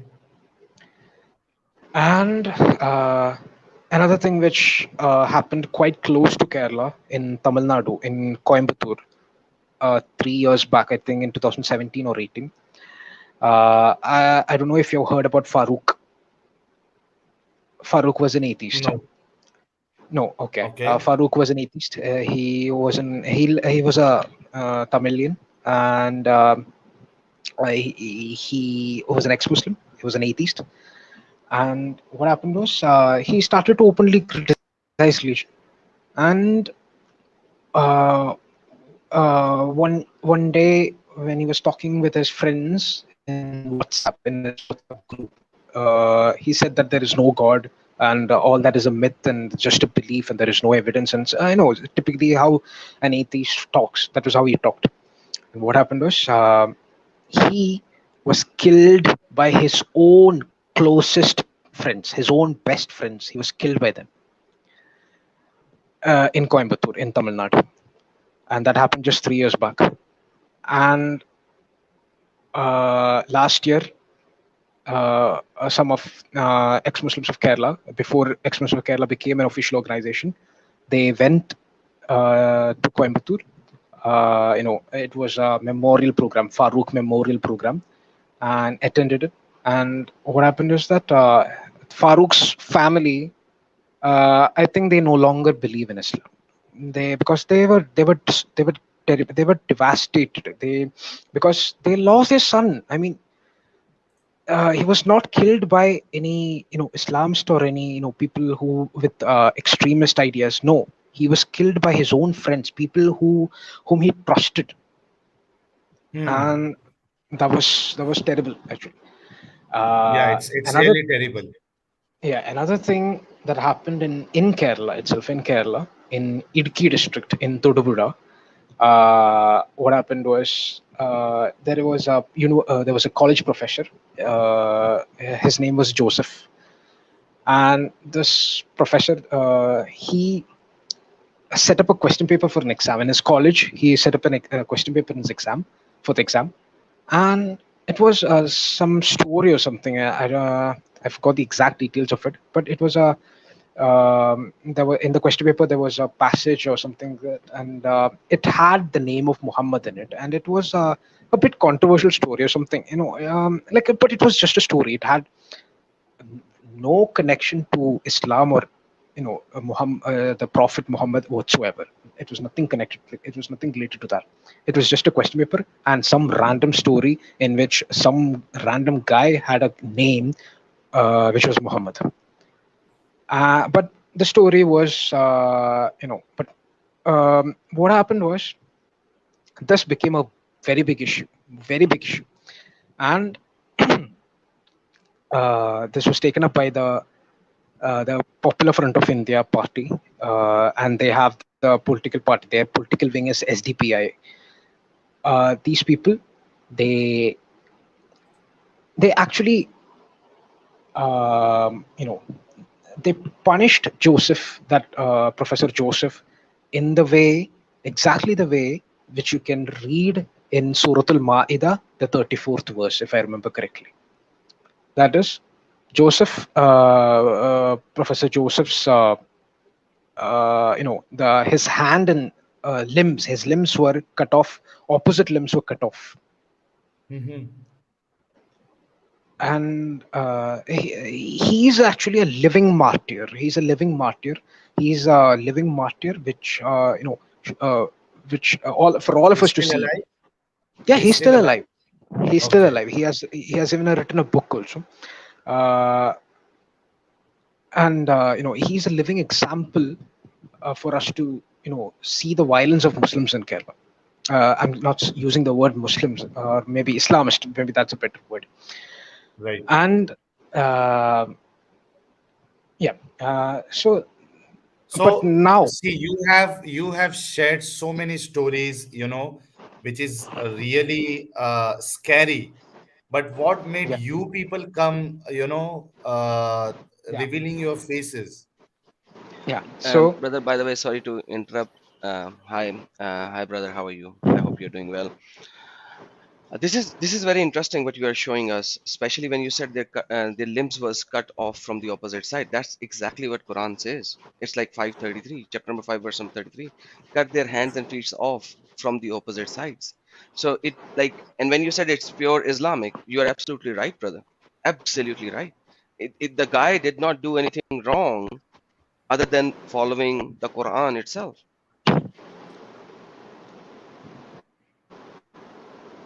Yeah, so let me introduce Jazar. He is Adam, our friend. He is also an ex-Muslim okay. Christian now, and he has Oh, got okay. amazing knowledge of Islam, and he has challenged almost all the scholars of Islam to come and have debate with him. In fact, he said, you can be four muftis together, and I am alone sufficient for you all. So he's such a great personality. He is with me on our stream, and I am with him on his channel. So we Okay. come together and we have the discussion. So Adam, just Okay. imagine a person who is an ex-Muslim and they have their organization which is registered, and they got their registration yesterday or today. They had the conference. He is coming live. He has said so many things about Islam and Prophet, and he's telling that showing his face. What you have to say about it? Man, that shows a lot about India. I love the freedom in India when it comes to that, and especially in Kerala, where you have like a huge majority of Muslims, and they are. He's talking from the Kerala point of view, where he's getting things registered. I'm not even just amazed, but rather I'm happy. This is the first movement. We should support this movement, so that in India at least, ex-Muslims should be able to come up with their faces and could be able to show. But at the same time, when he is telling us how much of a persecution has happened in the past for these ex-Muslims, imagine that, like cutting the limbs off, like it's it's not shocking, it's shivering for me. I just shivered. You know, the guy in Sholay film, the Thakur, whose both of his Right. hands were cut off, like that's what they did, like simply. And yeah, think about it. Yesterday we were laughing about the movie Sholay and Thakur, and we were laughing about it because it was a movie. Okay, we can laugh about Right. a movie, but imagine right now it's a real human being. It's a Hmm. real human being who has to go through this agony. How will he eat? How will he go to the bathroom? How will he do his basic stuff? Why? Because he just left Islam. He left Islam and he questioned. Exactly. Yeah. Right. So Hi, Jazar, Adam. Yeah. yeah. Yes, I'll continue. Tell. Yeah. So Jazar, you got this. So don't you feel scary, or are you not afraid? I like to repeat that question because Yeah. it's Yeah. very important that we have people like you. You can be, you are an example for all the ex-Muslims. We want people from all over India as well as the world that if someone lives Islam, it has to be normal. It has to be normal. So you people are, what do you say, burying that seed. You are planting that seed that it can be a normal thing. You are really brave, and I would like to salute you and the entire team of ex-Muslims of Kerala, the entire organization. We would like to salute, and this salute is from all the viewers who are watching you now. Thank you so much. I'll surely convey all this, all your regards to the other members of my organization. But you know, like I think if you call me brave, it's because it has got nothing to do with me, because I don't think I have done anything. It is because my predecessors have set the ground for it. There is a there has been violence. Yes, there has been persecutions. Yes, even now there are persecutions going on.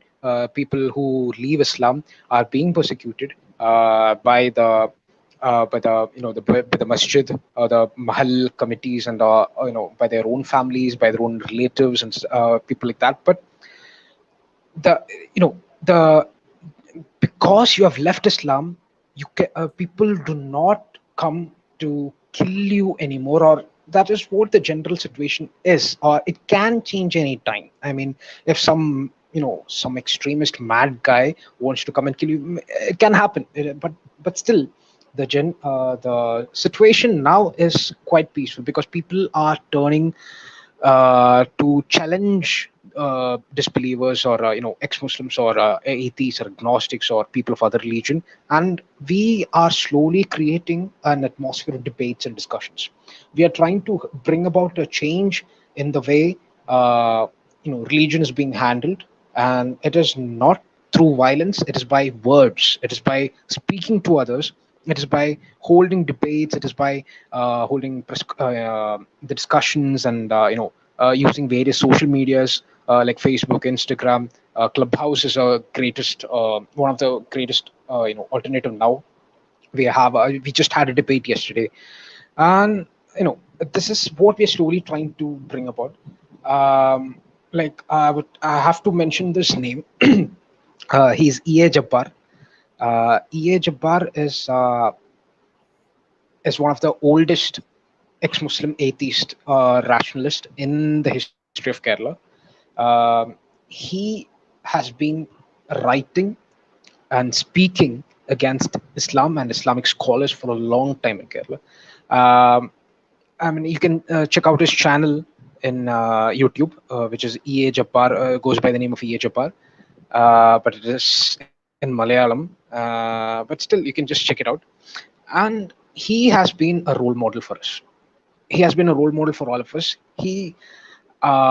Even when he became an atheist, when he left Islam and continued with his life, he did not, attack Muslims. He did not in the sense he did not, go against Muslims. He went against Islam. He still had he maintained good relationships with any Muslim, with every Muslim in his area. He's from Malappuram.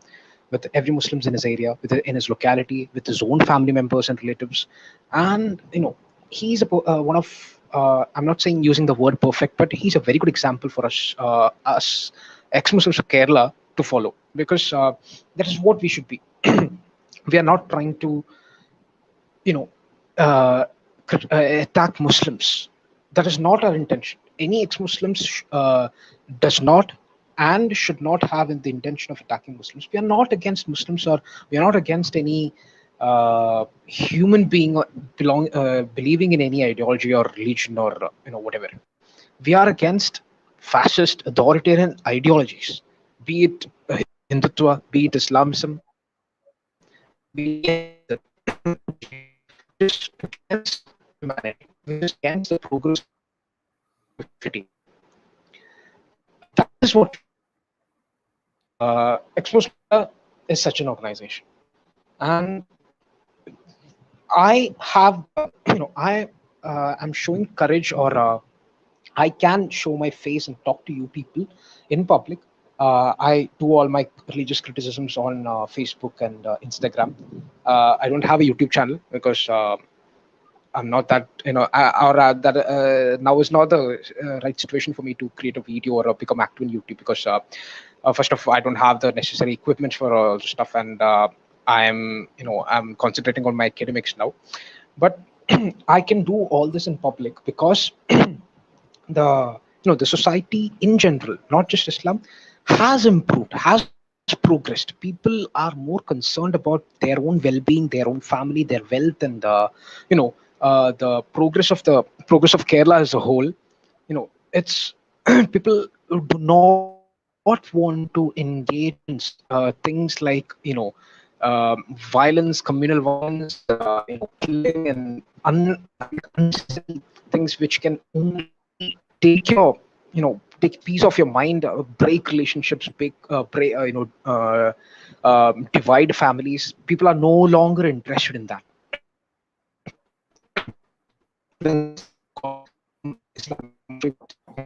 Your voice is lagging.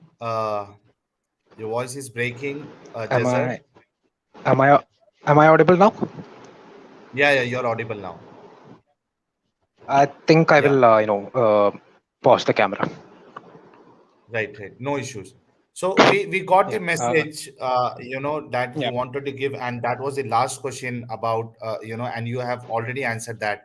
That what is the vision and of the organization Ex-Muslim of Kerala? Uh, Yeah, I'll we I'll want to just give.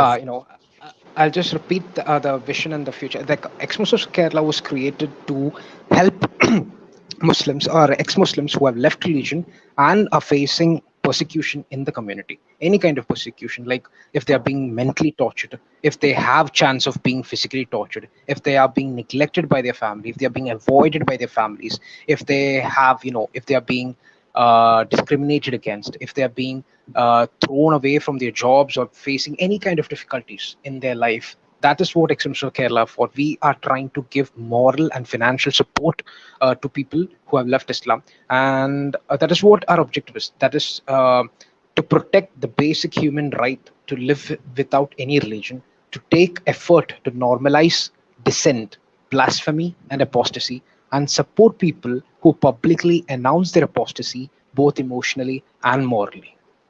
This is what our vision is.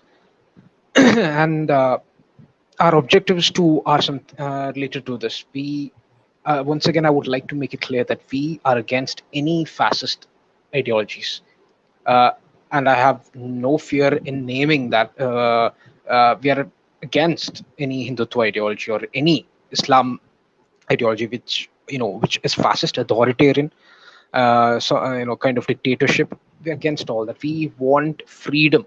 We want freedom for humanity. We want people to believe, who want to believe in religions, to have the freedom to believe in religion. A Muslim who wants to remain as a Muslim should have the right to remain a Muslim. A Muslim who wants to become an ex-Muslim, leave religion, and become ex-Muslim or atheist or go into another religion, he should have the freedom to have that too. That is what we want. We want a world where people are or can do things in which does not affect other people's lives without hurting anybody. That is what Exmuslims of Kerala is for. And today we formally announced our registration, and we held a press conference. Uh, Many mainstream news media came, and actually we are viral now. Actually, Asianet News and a lot of other news has broadcasted Exmus of Kerala's organization. That is a good The sign, coming up. actually. Yeah, it's a very good sign, That is a and good sign. Yeah, yeah, this that is is a good what sign. is Exmuslims of Kerala. Yeah. So, Jazar, it's really it was an amazing interview with you. You put down put forth your points very well, and I hope people listening to you, especially the Muslims, will try to understand that being an ex-Muslim is normal, and this is what we are trying to spread through our channel. You can be an ex-Muslim without being discriminated, uh, without if someone is living Islam, it has to be normal. And when the situation comes like that, that a person living Islam is normal, then possibly we might have to shut down our channel. Okay, so that is also possible.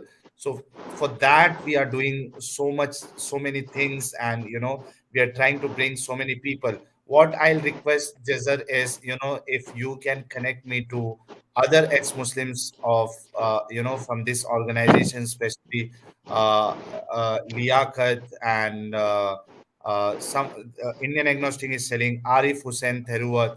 So we want people like them to come to our channel and share their views, so that we want that everyone from every part of the world, especially from starting from India, that we are connected with each other.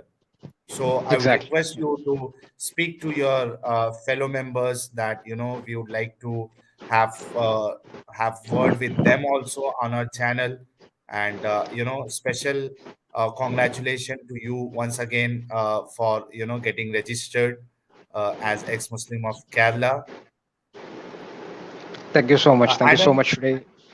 yeah, Adam, you want to add any point? You want to have a word with Jazar, then you can go ahead. Yeah, thank you so very much for this opportunity, Jazar. It's so nice to meet you. Please don't mind, but I'm gonna put you on a hot seat a little, okay? If you don't mind. Okay. All right. So what happens in Pakistan is that in Pakistan we had a group of Muslims who came up and he started debating with Christians. Now what happened was in the last 5 years they realized when they are debating, those Christians and those people are actually showing them things from their own scripture, which is destroying Islam from the root, from the core of it, and they stopped debating because Pakistan has the Islam which is not like the Indian Islam. Indian Islam is modified, it's changed, or at least they say it from their mouth differently what is written. But Pakistani Islam is very much Orthodox Islam, which was in the first 600 years, 700 years of Islam, rather 800 years, let me just say. So they have now stopped debating.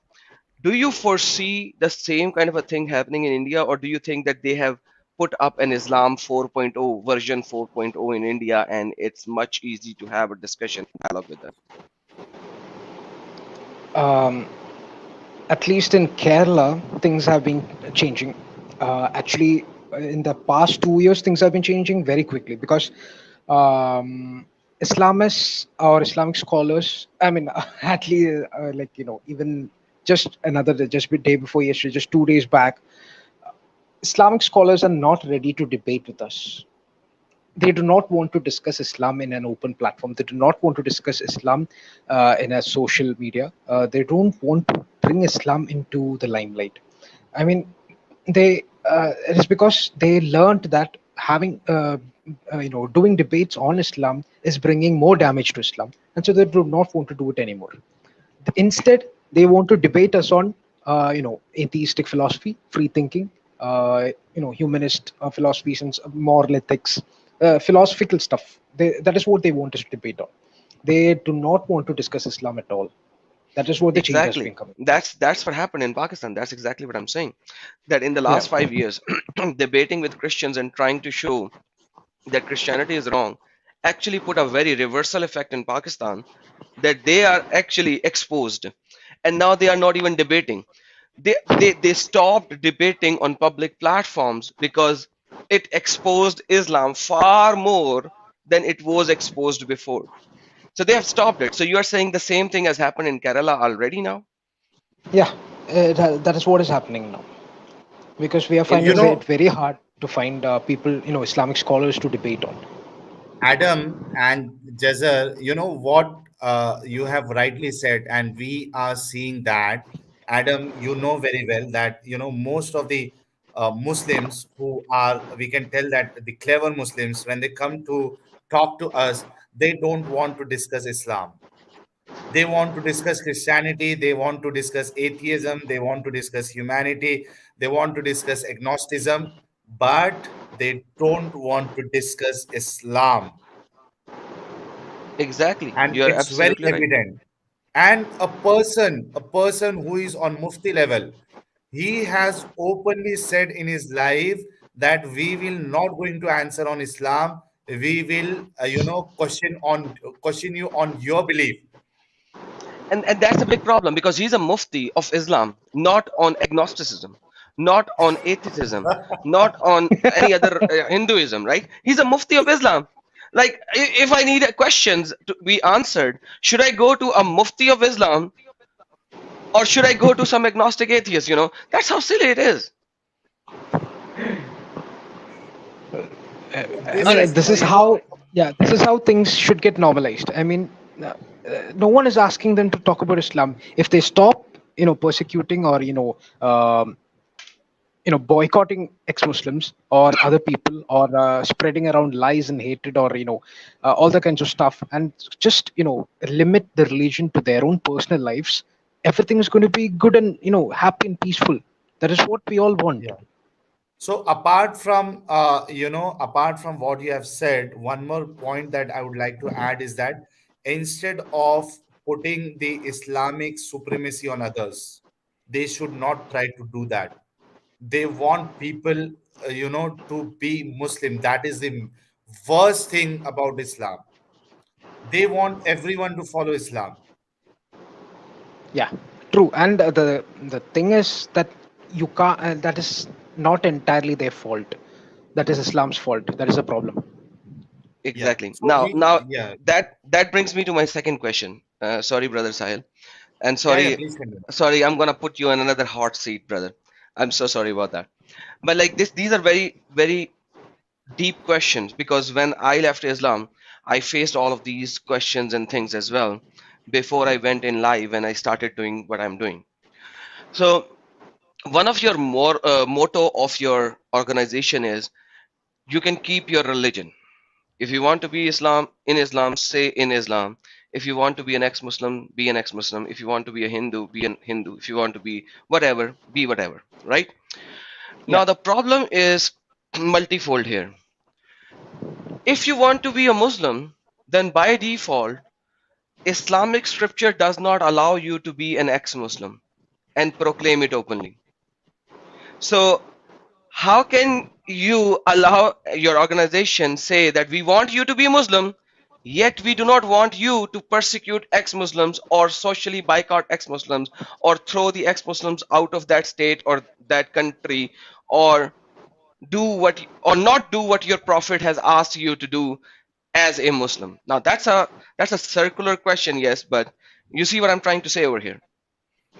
Yeah, I get the question. The thing is, we are against, we can't say people, we can't force people to abandon their belief, but we would rather ask them to keep it within themselves, like not to impose it on others, keep it within their personal life. If personal life, it means, if a man or a woman wants to be a Muslim, or is a Muslim and wants to continue being a Muslim, ideally, I would say they should not impose it even on their own children, which is which may not happen. Most cases, children follow the religion of their parents or whatever the parents believe in. But uh, if that happens, and if the child grows up and becomes an ex-Muslim, they should learn to accept that too. We are trying to moderate the Muslims, because we can't moderate Islamic beliefs or reform Islam. We can only reform Muslims. That is what we are trying to do. Yeah, we Interesting, cannot interesting, reform Islam. We cannot interesting. reform Islam. That's a Yeah, very, very, because very, Islam. very yeah, but Yeah, that's a because very, very Islam. good answer. But at the same time, brother, when you say we are trying to moderate Muslims, in reality, what you are saying is we are trying to moderate Islam. Because as long as these people are ignorant of their own scriptures, they are good Muslims. The day they become learned of their scriptures, the moderated part went off. It just went off. You know what I mean? Like certain people come Yeah, to me understood. and they tell me, "Hey, you have your religion, I have mine." Like La ikraha fid din, Quran chapter number 2, verse number 256, right? But Yeah, any Muslim mufti scholar knows that that ayah has been abrogated by Quran chapter number 5, verse number 33, by Quran chapter 9, verse number 29, and so on and so forth. Rather, Quran chapter number 9, verse number 5, and Quran chapter number 9, verse number 29, according to the Orthodox Muslim tafsir writers, has yeah, abrogated 276 ayahs of Quran itself. So, as yeah, long as you are not a knowledgeable Muslim, you can remain a Muslim and you can be a very nice, moderate, humble human being. But the day you accept the true reality of the Islamic scripture, you can either have to follow it and become an extremist, or you have to leave Islam. You don't have a third choice. You know what I mean? yeah. I get you. But as I said, like if we start, if we have to force religion or force Islam out of Muslims, I mean, we are being just like them, and I don't think that's a good idea. Um, I think it would be better to reform Muslims. Um, I don't know what to say to that. I mean, See, that's why I uh, told you, brother. That's why I told you this is a very circular question. I told you I'm gonna put you on a hot seat, and yes, it's a very, very circular thing. So yes, I admire your courage, what you are doing, brother. And we have Abbas Agha. He is like that kind of a moderate Muslim in such a Makeup way that artist. he actually rejects all of his early scholars, like literally all of them. Okay, and he tries to present us an Islam which is not in the Orthodox Islam at all. Like for the first 800 years of Islam versus his Islam is altogether different. So if people will actually reject their early scholars and say them openly, like Abbas Agha does, okay, that Islam is livable. Okay, but like that Islamic people has to come up and go to their own Muslim people and say this is the new Islam or accept this reality. Otherwise, we have a big problem, brother. So what you're doing is good. I think you should connect with these kind of Muslims as well, who are new age Muslim with Islam version 5.0. I That's what I think you're say. I don't talking even about say 2.0. Quranists, right? No, no, he's not Quranist. He accepts Hadiths as well. And he Okay. accepts Quran in a very Oh, different way. He is LA choice. okay. so so his tafsir of Quran is also very different than what is written in by the tafsir writers as well. So he's a very, very he's Islamist 5.0. Like there's Islam 1.0, the original version. There's Islam 2.0, which got changed after 600 years of Islam. Then there is Islam 3.0, which is created by after 800 900 years of Islam. Then there is an Islam 4.0, which was created in 18th and 19th century. And now there is an Islam 5.0, which is the fifth version of Islam that is right now present in this time by these certain people. So I think you should capture these certain people and Hmm. use them against the Muslimin. That's just an idea, Actually, like suggestion. the Muslims that I have, the like the normal Muslims, like the everyday Muslims that you come across, like as far as I know, they don't know much about Islam. They know only the good stuff about Islam, like which I knew. Like you should. It's more of a humanist idea, and they don't know what the real Islam is. Such Muslims are of no danger because they are no danger means. They have a sense of a belonging, a sense of cult, but that is what it is. Other than that, they won't go to any extreme. But the extremes are people who take Islam just not just as a religion, but also politically, and something to their own selfish end. Those people are what we should really target and try to change if it is possible, or at least those people are ones which should be targeted because the a Muslim who just reads Quran, the Arabic Quran, and does not know anything, the meaning of what is written in there, does not have any, does not pose a danger to anyone because he does not know what is written there. He just knows that he's reading in something in Arabic, and that is going to get him a place So, in the paradise. Yeah. Yeah, with many versions. So yeah, Oh yeah. I absolutely true. Agree with you on that one, brother. But like we should be fighting against people like MD Huck, who came to our channel the other day, who wants to kill us and stab us and punch us and make us not talk. And there was another guy in our channel long time ago who wanted to sacrifice me like a goat on Eid al Adha by tying my hands and feet and using a blunt knife, and other people like jihadist in Discord who came and said I will personally behead you and stuff like that. So yeah, so we should be fighting. And Muhammad Ali, who came in and said, hey Sachwala ji, we are trying to find your location so that we could kill you, and he wants to kill every murtad, and he wants to tell to the Indian people, hey, these ex-Muslims are there, go and kill them, and etc etc. But yeah, You know in what? Like just now you said, I mean, that's when I remember that, these people do not get these ideas by themselves. They are being planted there by people. Those Hmm. people are the ones whom you should target. At least, I think, those extremist Islamic scholars who has a madrasa under their control, and they decide what they are to teach there. Such institutions should be brought under government control. Not such institutions. Almost, I think, almost any institution should be under government supervision and control. True that. True that. And that, I yeah, fully agree with you, and like fully 110%. And the madrasas should be closely watched, monitored. The madrasas teachers and their teaching should be recorded, and there should be a governance body who should see what they are teaching in there. And I could not agree with you more, man. Seriously speaking, Bec- like, yeah, because just now, again, when you said the point now, I remember another thing.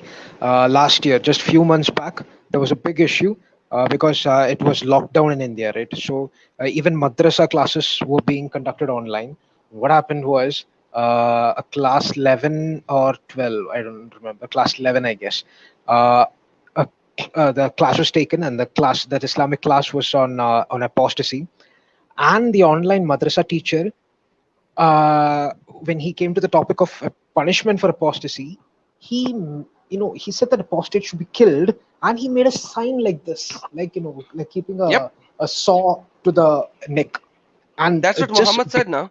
It's in yeah, there's multiple yeah, ahadith. Their yeah, head that should was be that. That's chopped true. off. Apostate should be killed. Yes, yes. Yeah. I think what I was saying was, like, these things, just because it was locked down, and these the education, even madrasa education, became online.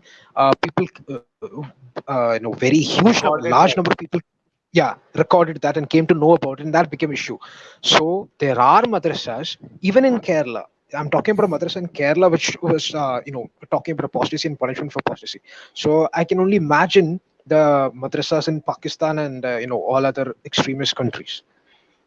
So But brother, madrasas should be the target. that's the biggest thing over here. So you are actually saying that madrasas should not teach what Islam is teaching. You see what you're saying? That's another circular issue over here. You're actually saying that madrasas should not teach what Islam is teaching. In Al Azhar University, where you actually become the grand muftis, in other university, if Yeah. anybody mufti wants to go to become a grand mufti, there is a book over there, Asnabul Iknaf, right, where they Hmm. teach that an ex-Muslim, the hurmat of an ex-Muslim is literally nothing. And if you see a walking, talking murtad, right, his hurmat is nothing, and you feel like eating it, go cut him and eat it. Chop him, make a barbecue out of him, and eat him. I In showed that Many in states, my so jazar. yeah, I showed that in my live videos, the book, the chapters, the page numbers, and everything.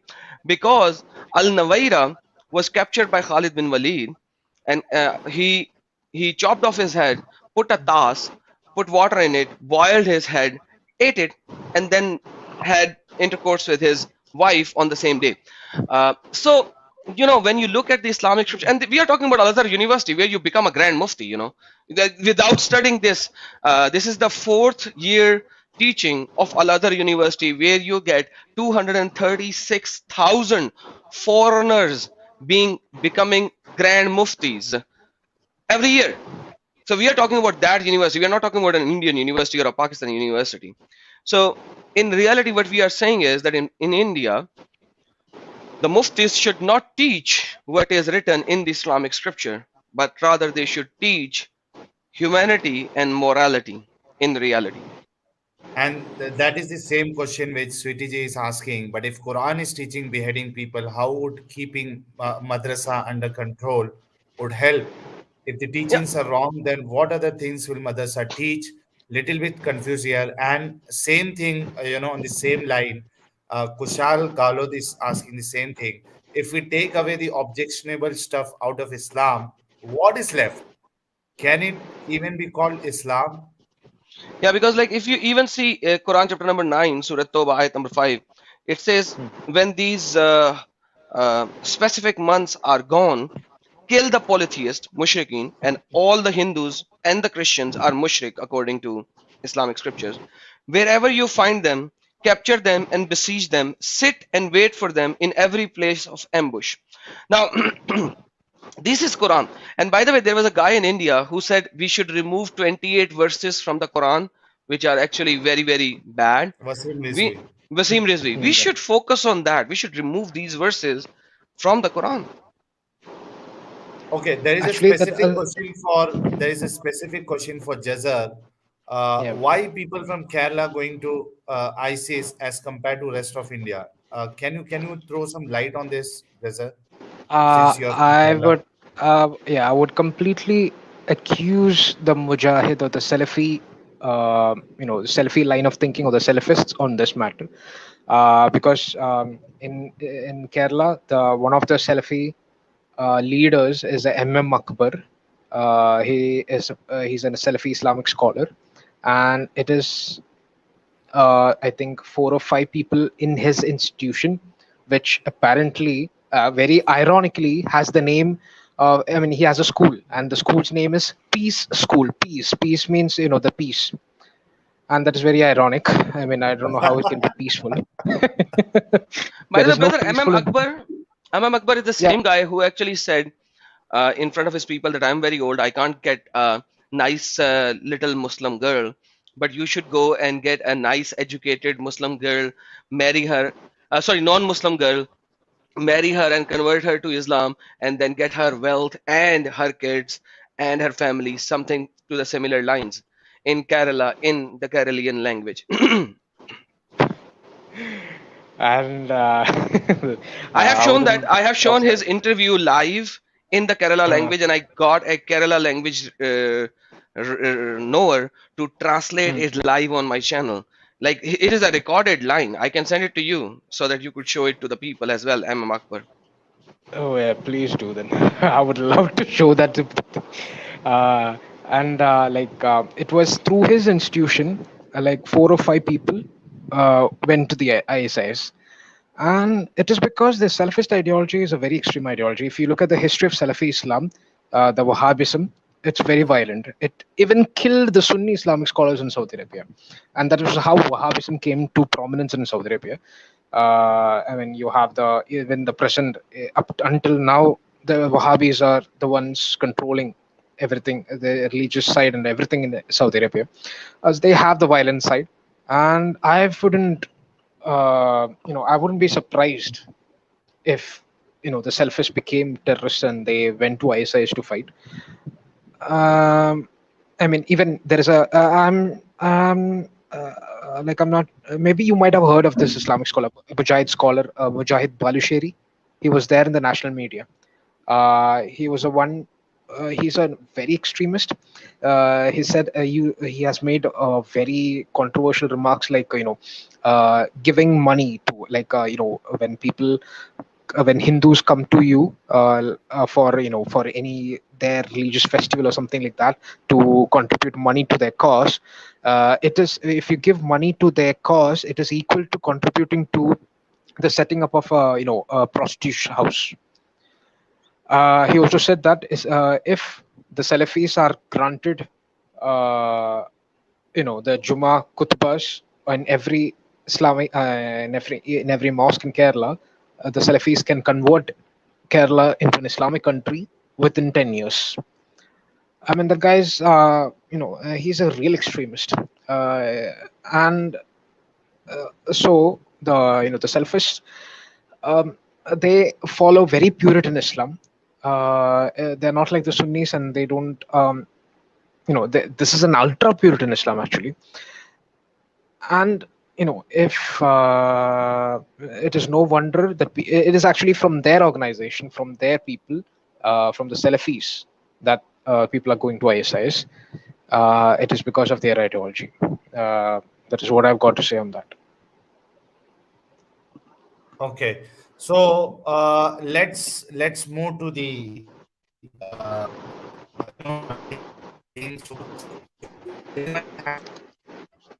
Hello, hello,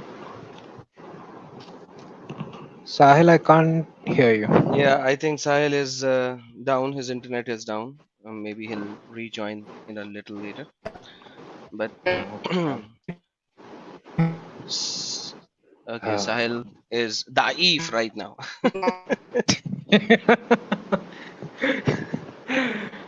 Brother, you, I. Am I Oh my God. No, you're not. brother Sahil, you are daif. my voice is not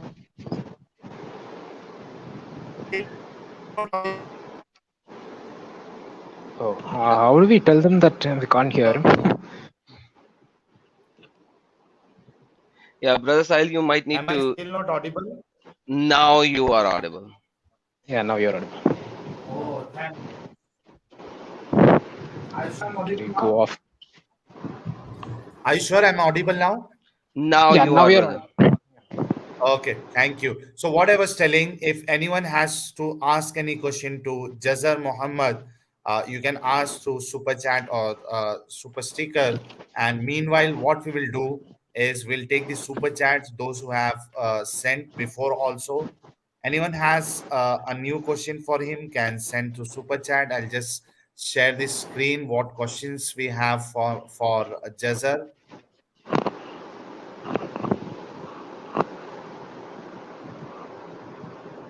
Okay, so what I'll do, I'll share the screen.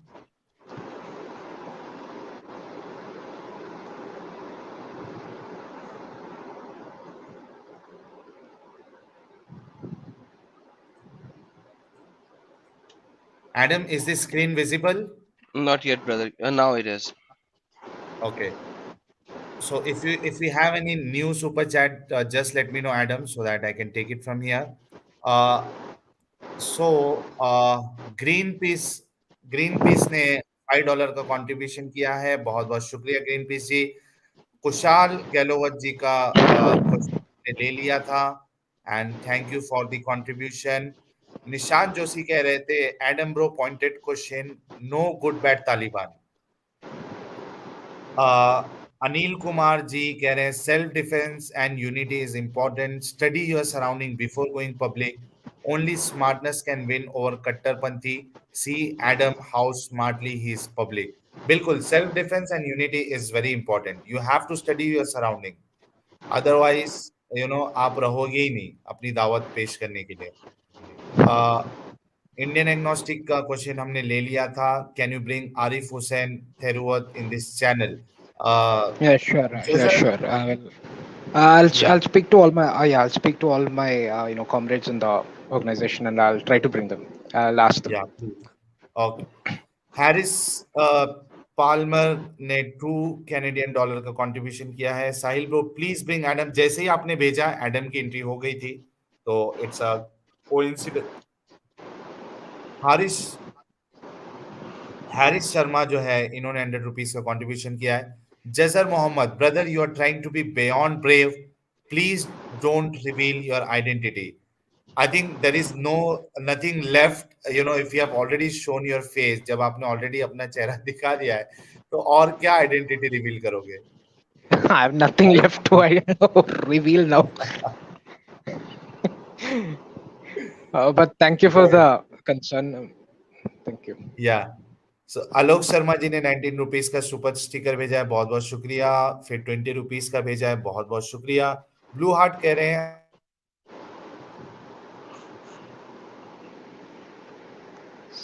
Sahil, Sahil is gone and Adam, can you again. hear me? Ah, Yeah, okay, I I can can hear hear now. you. It's Sahil. I'm gone again. Now you're back. Yeah, now you're back. Okay, good. So Blue Heart is telling, "Hi Sahil. Basically, I'm a Dalit from India. Due to discrimination among Hindus and my Muslim friend wanted to become Muslim. Thanks to internet and ex-Muslims. चलिए blue heart जी, आप बच गए इस्लाम की झंझाल में जाने के लिए, and it's a message for Hindus also that people like him is complaining that there is a discrimination, so you need to work on this। Yogesh Sahane जी ने $2 का कंट्रीब्यूशन किया है, बहुत बहुत शुक्रिया। Can Islam, is it possible Adam and Jhajjar? I didn't hear you. You were cut off again. Can Islam coexist peacefully with other faiths? Is it possible? Islam cannot, but Muslims can try to. And that is a Adam, That's a what good is your answer. view? Yeah, that's a good answer. Islam cannot. So if you are true to your religion, you cannot. But if you are not true to your religion and you moderate yourself and you accept humanity, then you can. So basically, Islam cannot live with other faiths. Muslims can. Absolutely right. Right मिसम्बो ने 100 rupees का contribution किया है कह रहे brother congratulations to your organisation being getting recognised what do you think about love jihad see जो second part था वो हमने ऑलरेडी डिस्कस किया था and since it comes in political Islam I am not comfortable discussing here but we have already discussed this. Adam has also presented this, so you can watch that stream which is available on my channel. But thank you for congratulating Jazar on the the to the organization that they have come up with. uh, so love for Muslim ji ने $5 का contribution किया है बहुत बहुत शुक्रिया Lord Jesus bless you more my brother Sahil Lala ji and congratulations brother जजर साहिल भाई आज तो संडे को हलवा पूरी खिला दिया आपने हलवा पूरी मिल गई है लाला जी काफिर तुसी कृषि ग्रेट ने हो ग्रेट है कोई शक नहीं काफिर कृषि ने 100 रुपीज का कंट्रीब्यूशन किया है कह रहे हैं द वर्ड मेहर एंड उजरा इट्स अरेबिक और व्हाट मेहर is mention in translations but in Quran उजरा is mention which can be called as मजदूरी Adam Yes, yes sir. It is the money you give for to your girl so that you could have sex with her in the bedroom.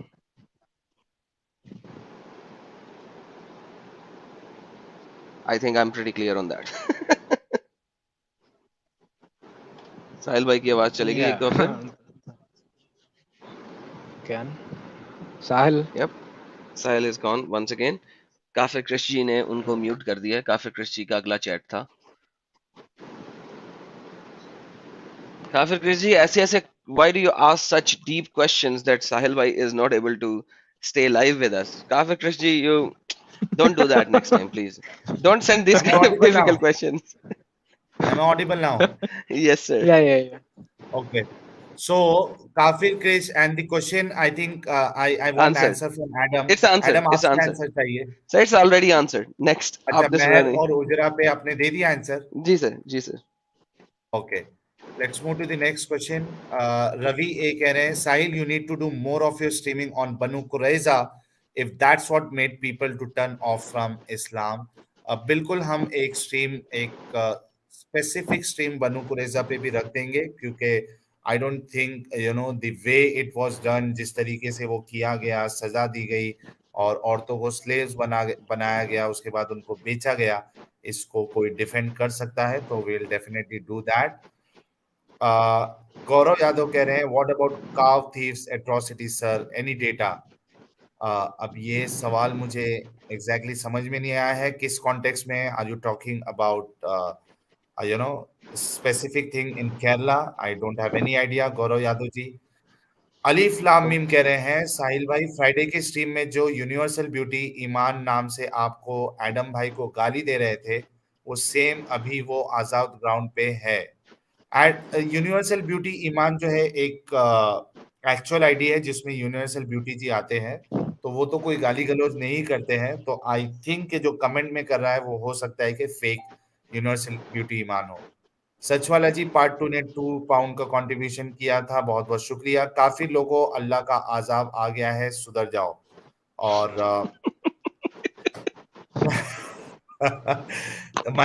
मेरा internet जो बार बार हो रहा है वो भी एक आजाब हो सकता है अल्लाह की तरफ से निखिल जी कह रहे हैं नमस्ते साहिल भाई you are doing a splendid job and will be remembered by coming generations who will be more analytical बहुत बहुत शुक्रिया सचवाला जी पार्ट 2 ने €2 का कंट्रीब्यूशन किया है सब भाई लोगों को नमस्ते सर आपको भी नमस्ते इंडियन एग्नोस्टिक कह रहे थे डियर जजर bro do you have any contacts with Arif Hussain and Abdul Khader Puthiyangadi can you help bringing them Pudiyangadi. In या he has Abdul already Qadir answered that Pudiyangadi. या He'll speak to the fellow members and he'll ask them to join us. काफिर किस कह रहे हैं? It's our pleasure that Jazar you are here to share your experiences, and also I'm really Sahil, excited. Yeah, yeah, Sahil, Jazar. I have, Indian Agnostic asked about Abdul Qadir Pudiyangadi. Abdul Qadir Pudiyangadi is currently in a jail in Dubai for blasphemy. Oh, Oh, He was uh, he was trapped by Kerala Muslims in Dubai. oh, so he's still in jail? Yeah, he was. He got a verdict of 3 years and 5 lakh dirhams of punishment. Oh, that is too much. 5 so lakh dirham basically, कहाँ से? Yeah. so basically, he said something in Kerala. He went to Yeah, he's Dubai. no. He was in Dubai, but he Hmm. made his speeches in. He was talking in Malayalam. There was no way the Arabs could understand it. And again, he was not criticizing Islam. He was reading from Quran actually, Quran and Hadith, and that was enough to get the Muslims instigated because they think he was making these things up. So imagine that, brother. This is what true Islam is. So you can't even read their own scriptures because it shows that there's blasphemy in them, and if you read them, you will put to jail. Yeah, dude, that's Islam. That is That's the Islam in beauty of reality. Islam. Yeah. And these So Kerala Muslims there, they translated his Malayalam speeches into Arabic and pressurized the Dubai police to take a case on him. Just imagine the level of the cruelty that you're doing. He has a wife and child, and and they are in Kerala and they are helpless. They can't do anything, brother, and So he is. is he not having is he not getting any political support so that they can work with the Dubai, they can speak to the Dubai government and get him out of the jail? brother, what kind of Uh, political support do you think India can give him? India doesn't yeah, have it's power over already. I Dubai. mean, especially it's already been. He's already started his punishment, and I don't think it will work out anymore. Though we can try to bring, like we are contacting international organizations like Amnesty International and all, try to bring down his confinement. Sentence. Yeah, so his sentence so that he can come out earlier. But one sentenced is sentenced. But the thing that is really sad is like your own people of your native place has betrayed you. No, but like Oh, they did ho, not ho. betray him, brother. Listen. No, This is like yeah, your view. Look at it the other way around.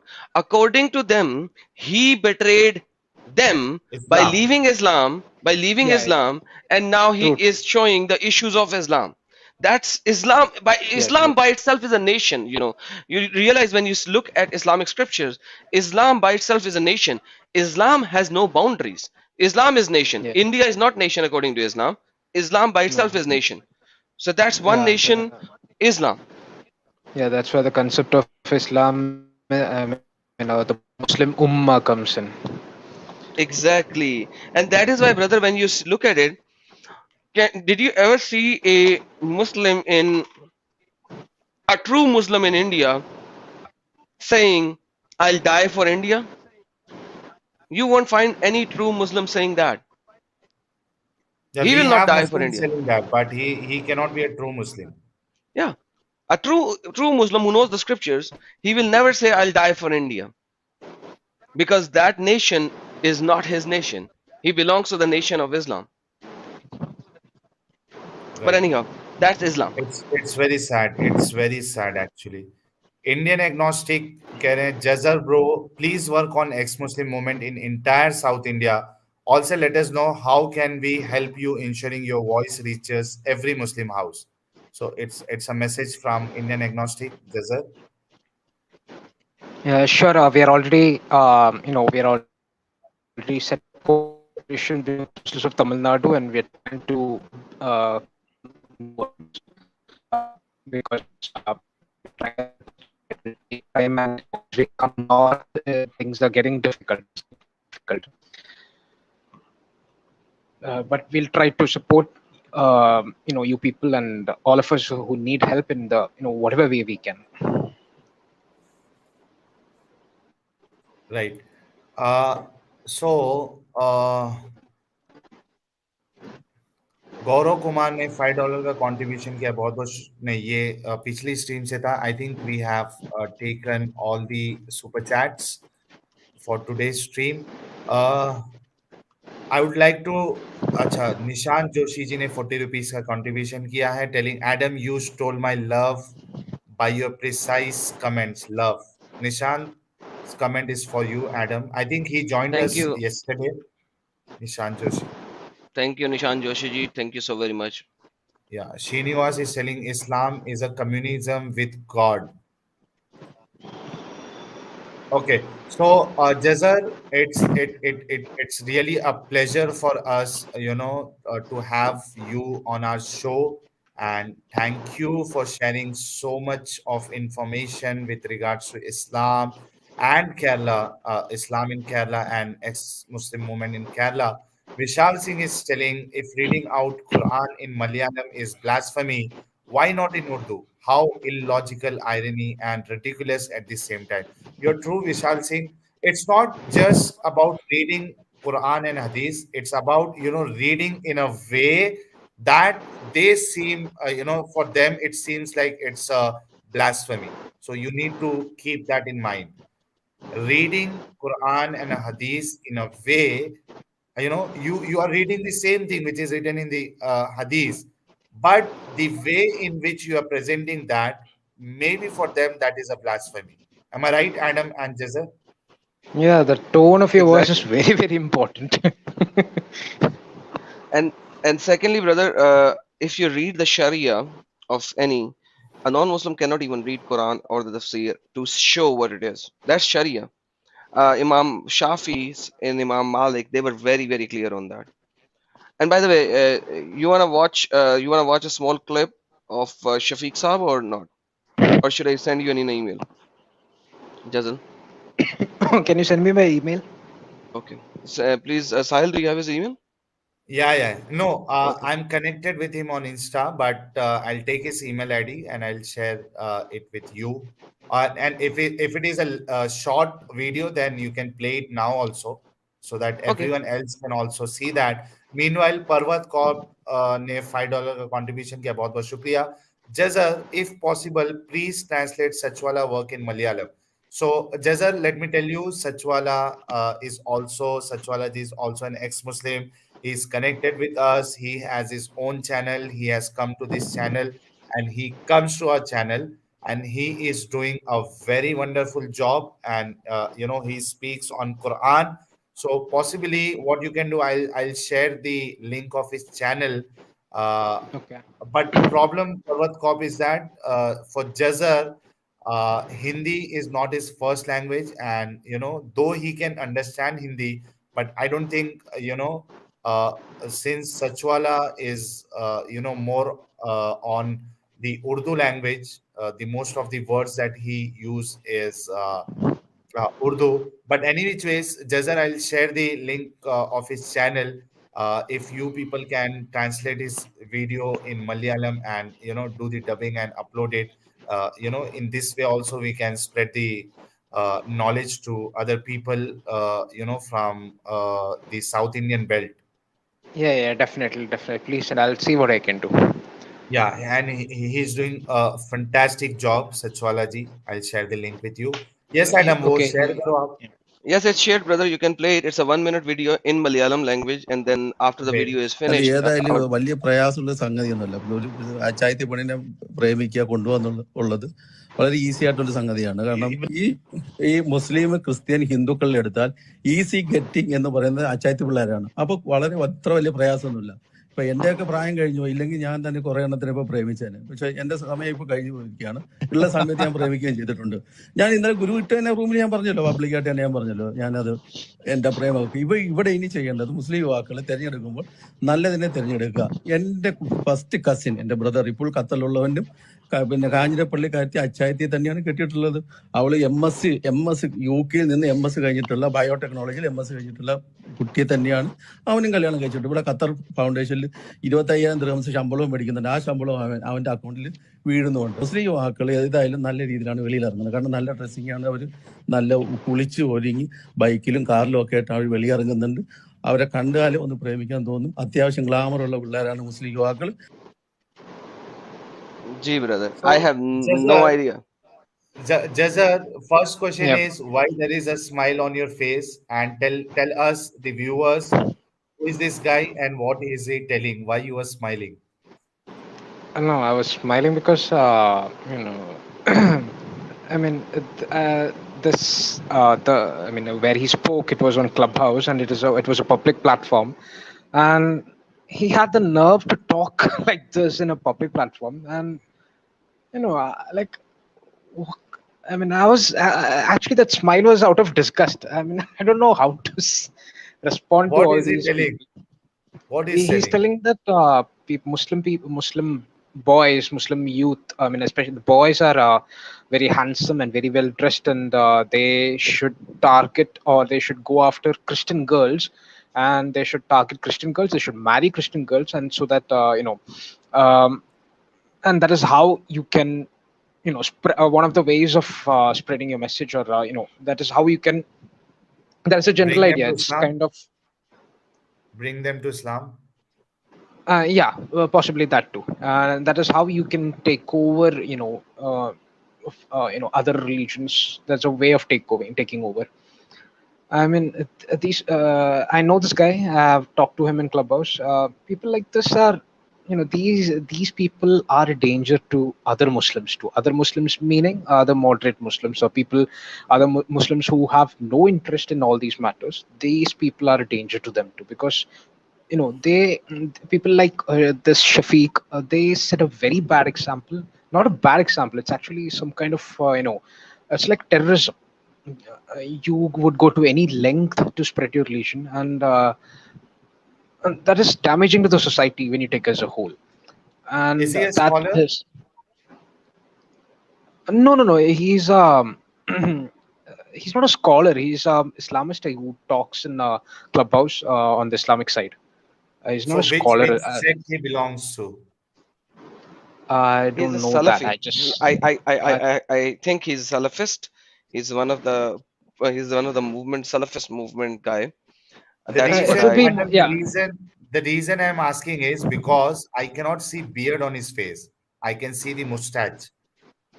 But But like, mostly people who talk like this, spreading religion and doing such stuff, they're mostly Salafis or Jamaat Islami.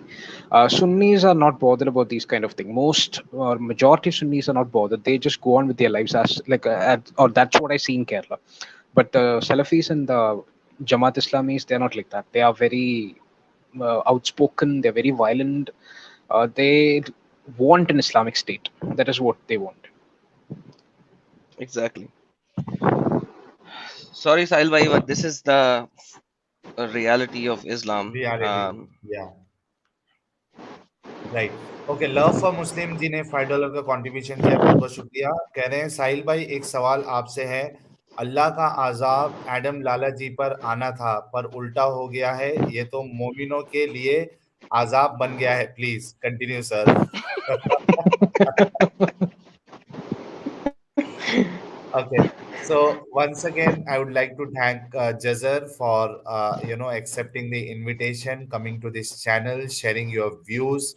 We are really proud of you and your organization. That though you know the consequences, but still you are uh, so much. What do you say? You have so much guts that you're coming live with your face, being in a state where you have lots of Muslims. I want to congratulate you once again and thanks for coming, Jazar. Thank you so much. Thank you so much. It was it was a great opportunity. It was a great pleasure talking to Sahil, and when Adam joined, that again, it was very fun. And just because I show my face, and we speak about it, or me or my, ex-Muslims in Kerala show their face and talk about it publicly, doesn't mean the work you people are doing is any less, because it is because we have a privilege and we have a, a better societal, chances or opportunities. You people are doing in danger, even, and so that is nothing to be, something to be seen as less important, or not as important as our work. I think it would be much.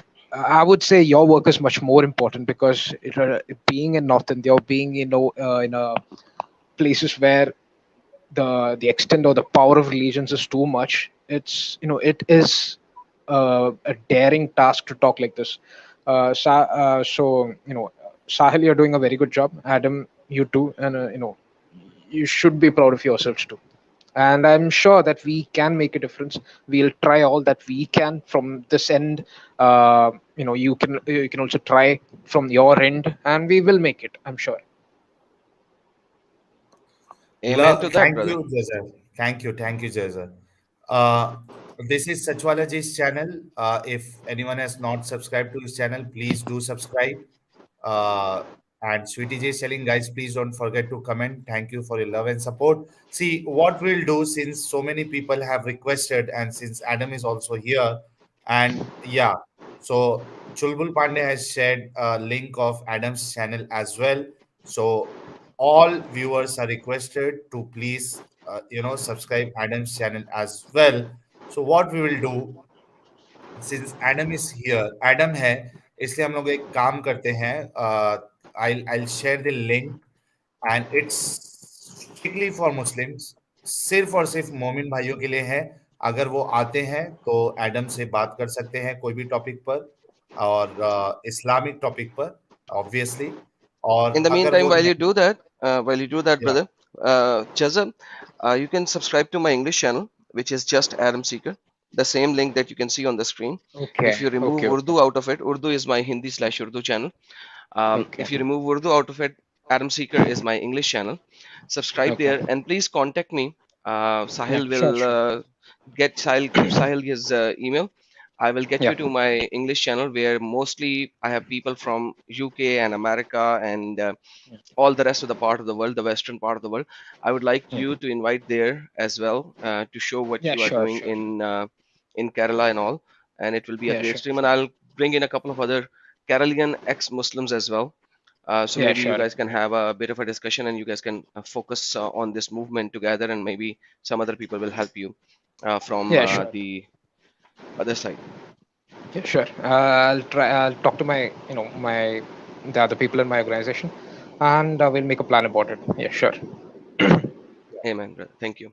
right. So, Jazar, in case the if you want to take a leave, it's up to you. But in case if you want to be in stream and see, how our Muslim brothers come and talk, uh, it's up to you, because we have already completed 3 hours.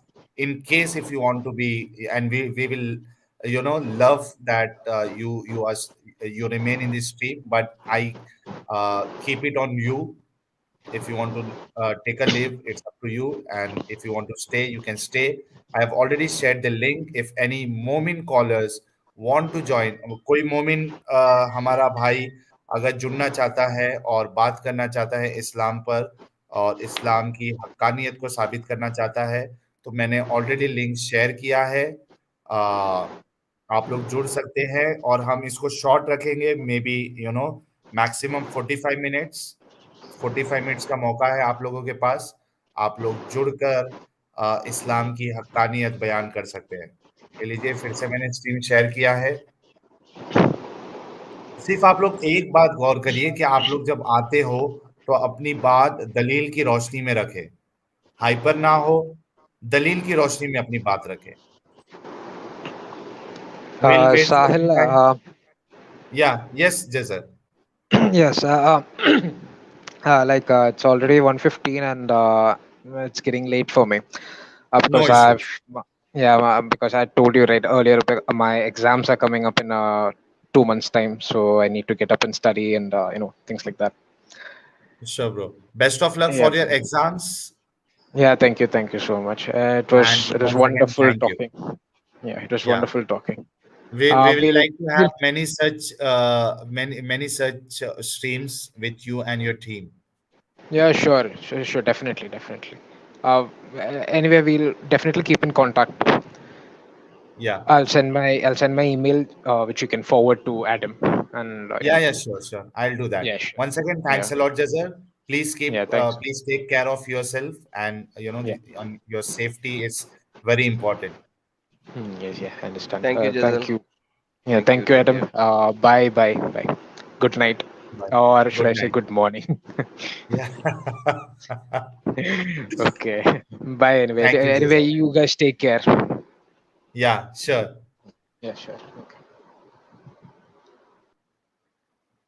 Okay so that was Jhajjar थे वो उम्मीद है दोस्तों कि